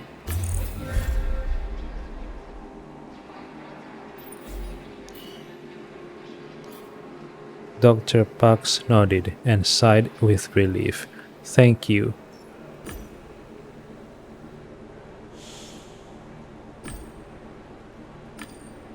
I have a few questions and I wanted.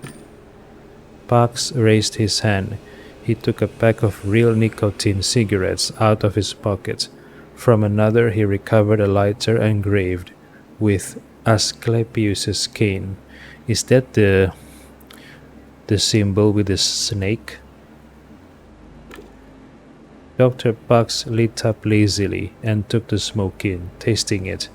I'm burning to help. I sense sarcasm. Sadly, my fire is being doused by a certain problem. There's a hideous toad roaming around here, interrupting my work. Toad is a slang for outrangers, so he must refer to Captain Basilides. What toad are you talking about? That's what they call the damasses in green exoskeletons around here.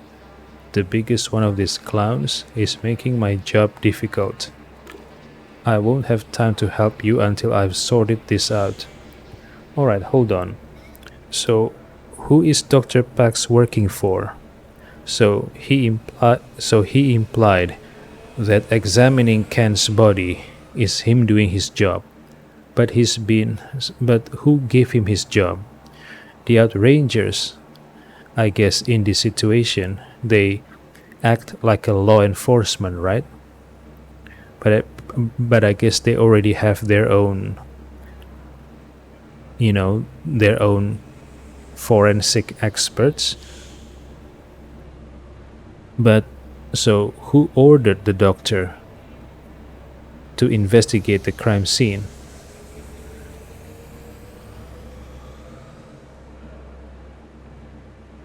Um,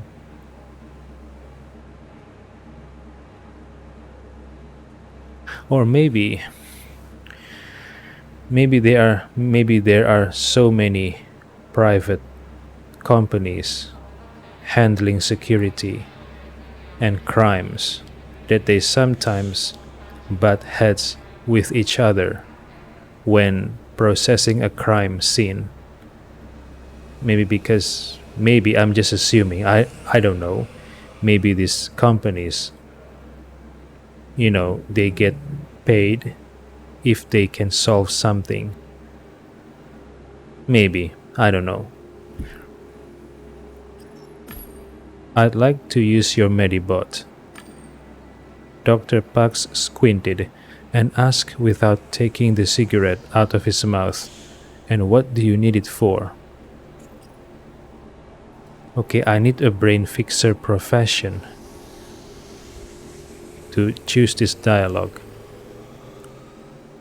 I don't want to threaten him. I tried threatening two people in the Harvest Time Virtualium, Silly Sally and Dr. Thaddeus Oaksley.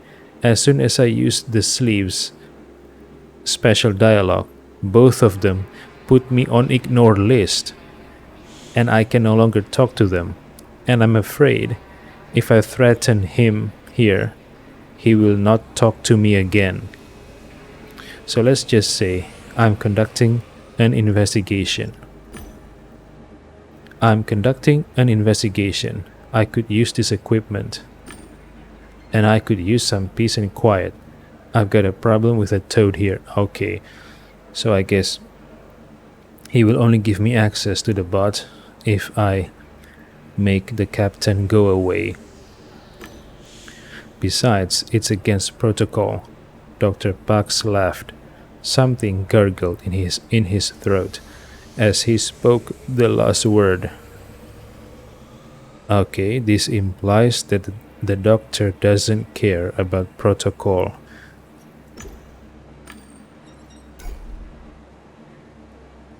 Wait, I just missed my chance to use the special dialogue to threaten him.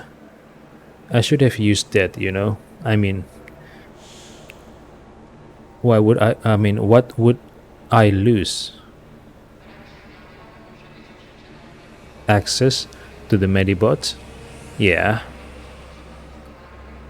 He sucked the smoke into his lungs and coughed. Gonna have to quit this at some point. Why not quit it now? The Medibot, the pillar of healthcare service. They say doctors became obsolete because these things could easily replace humans. I see. Damage the Medibot? I don't want to. Okay, molecular scripter, take control. Okay, I need to unlock. What do I need to unlock molecular scripter? Okay, I need one more creative yellow. One more creative yellow and one more sociable green. I don't have any of this. I don't have enough points for it. Okay, I met the requirement for the admin. However, in order to reach this, I must unlock programmer, which means I won't have enough to unlock this. Maybe I should leave this path alone for now. Okay, for the street hound, I need one more creative yellow. Alright, let's save the points for now. Inspect. The device had two multi-joint limbs. but certainly had some more manipulators up its sleeves as well. Information panels kept flashing on the lid. It was a clunky old model, sturdy and trustworthy. Should I wait until I can acquire molecular scripter, or should I just hack it?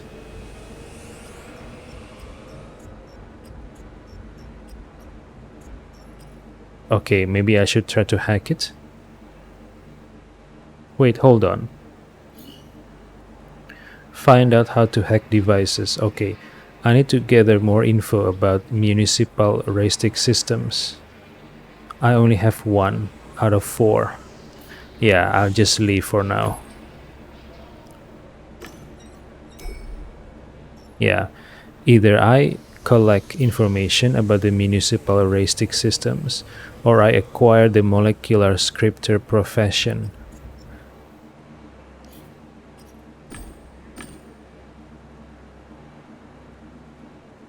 Oh yeah, I haven't been to the Yeti's coming.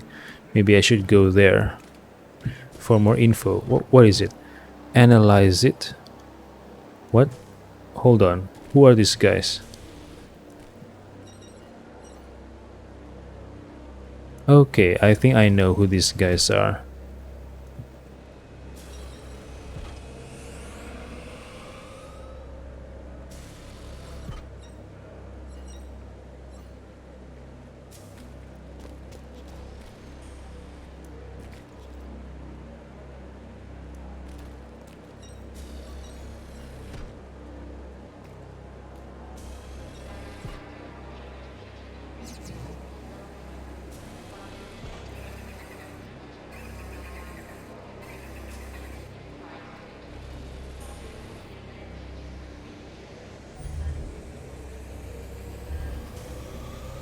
Wait, what happened? Tancred? Okay, I remember Sergeant Dahlia mentioned Tancred. Hold on. Who are these two?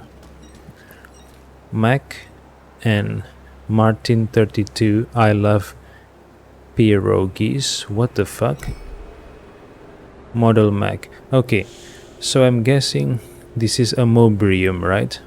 A body someone used to act as a surrogate. So the real person must be somewhere logged into their couch. So yeah, so the mobrium look like this, like robots, and the gen skins, they look like humans, the one that operator Matan used. It was a gynoid, a humanoid resembling a woman, green lips and green makeup. Hard to say if it was real or illusory. Looked like she was posing for a micro camera. I couldn't see the device, so I couldn't say for sure. Her mechanical face expressed seductive contemplation as she arched and curved her figure. Alright. So, I'm thinking if I have the money to acquire surrogate bodies like this, would I prefer to have a body like this as a surrogate or something that looks like a human? I wonder. Well, I guess it depends on my money. I assume the ones that look like humans are more expensive than this one. Ask if she's a robot. I don't think she's a robot. I think it's a mobrium. I don't mean to offend you, but I honestly don't know if I'm talking to a robot or a woman using a mobrium. Yep, it's a mobrium. So could you... Model Mac says, excuse me? I am human. My brain is sitting in the belly of this beautiful mobrium. Oh. Okay, I thought the real person is locked into his mobrium from a couch. But it turns out the brain is inside the mobrium. I see. Model Mac says, but I understand your confusion. This one's upper shell. They're made to order. It captures my real features. Cool, right? Who are you anyway? You don't know me? How embarrassing. Mac Bohr, actress and first model to pose in a mobrium. I thought my fame was. Never mind. I'm getting ready for a role. We'll be reenacting the story of Tancred, one of the Greens. I hope do well. Okay, Tancred the Outranger.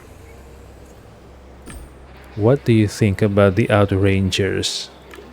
Interesting question. Until now, I thought they were just nature loving simpletons that hated technology. But get this, the famous troublemaker Rama Matan of Sydney Land is one of them. That guy knows how to party, see for yourself. Okay, Operator Rama Matan. Sergeant Delia implies that Rama Matan is using a Gen skin, and she said it's safer that way. So I assume Rama Matan's real body is somewhere, logged into his couch, and he's using his Gen skin as a surrogate. Just like in the surrogate movie.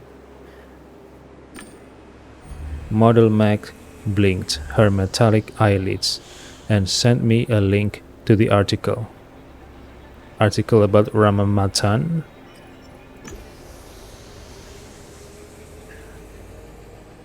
I'm here because of that guy's death. Did you see? Do you know anything? Model Mac says, no.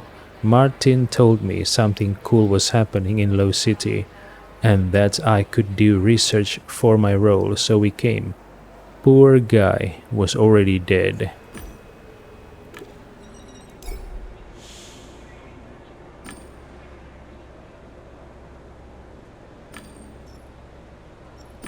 Alright, let's talk to this Martin guy.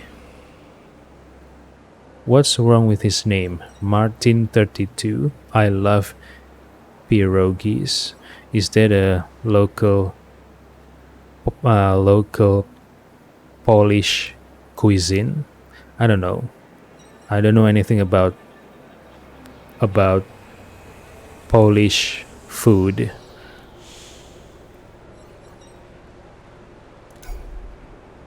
The guy was skinny, wore massive glasses, with a secondary active pair on his neck. What? And some brightly glowing digital lenses in his eyes. Why is the avatar a shadowy figure? They ran out of resources to create the avatar, I guess. He kept looking around impatiently, as if looking for something beautiful, ugly, sensational, inspirational that I didn't know. Martin says, yes, I'm that famous director. No, I don't have a role for you, though visually you'd fit right in. Only important stuff, please, I'm busy. Well, I guess the name Martin, I love pierogies is a wordplay of Scorsese, maybe? Is this referring to Martin Scorsese? I don't know.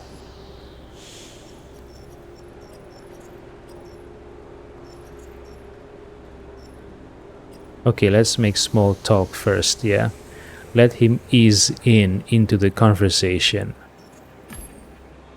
Wawi Popo says, darkness, rain, the ruins of Warsaw below us. Great setting for a horror movie, right?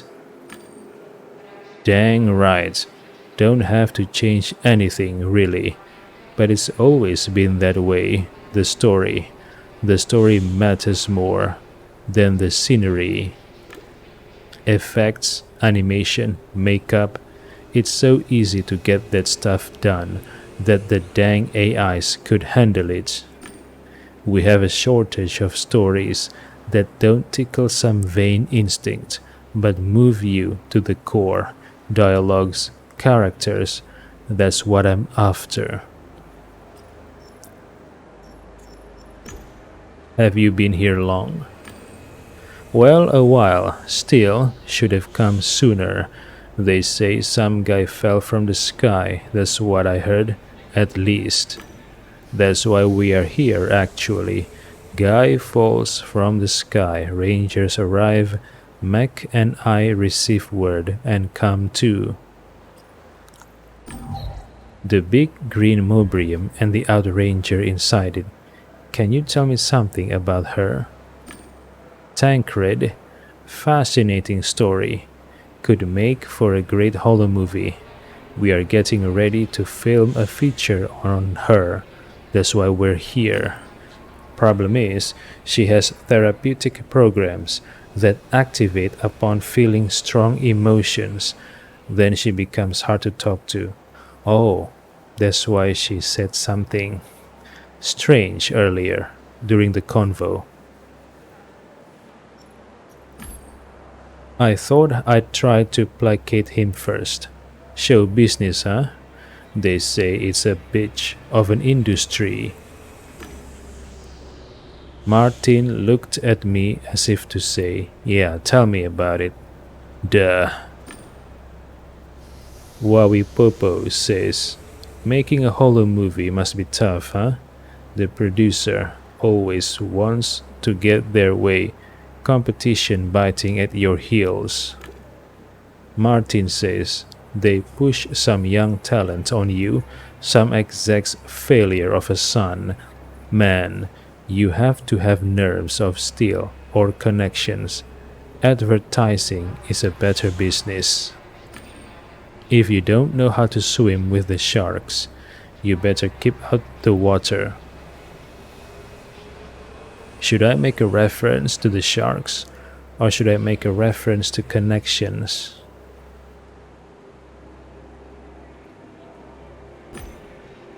Wawi Popo says, yeah, connections are a must. Since we've gotten to know one another, could you help me? There's a shark here, the captain. Got anything on him?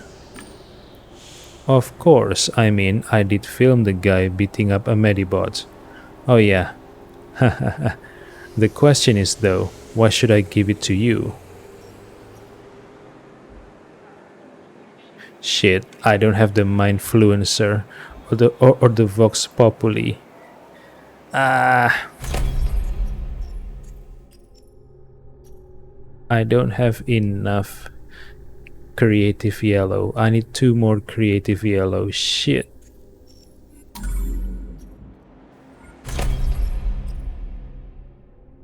Yeah, not enough creative yellow. Damn it. Should I say Medibots save lives, or should I say AI is human-like?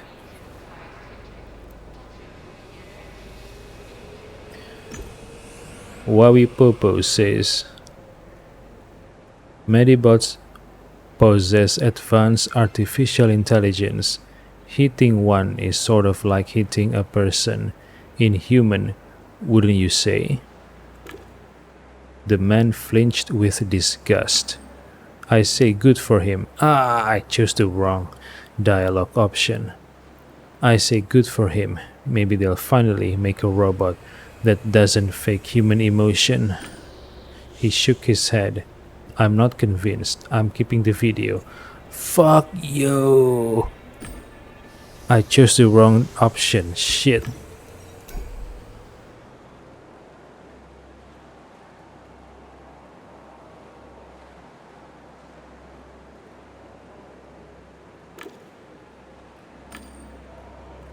I freaking chose the wrong option. Fuck.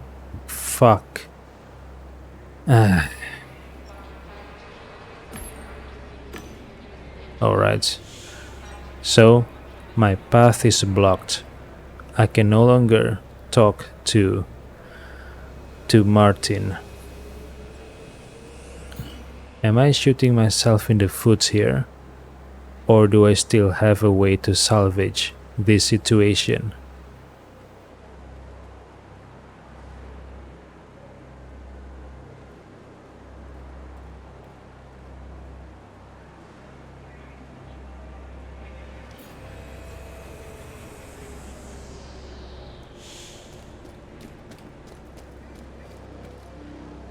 Oh yeah, I forgot. I need to transfer the video. I'm recording, but I don't have enough space, so I need to transfer the footage from time to time. I'll take this opportunity to take a rest, about 5 minutes maybe, or 10, I don't know. Yeah, I'll just save first.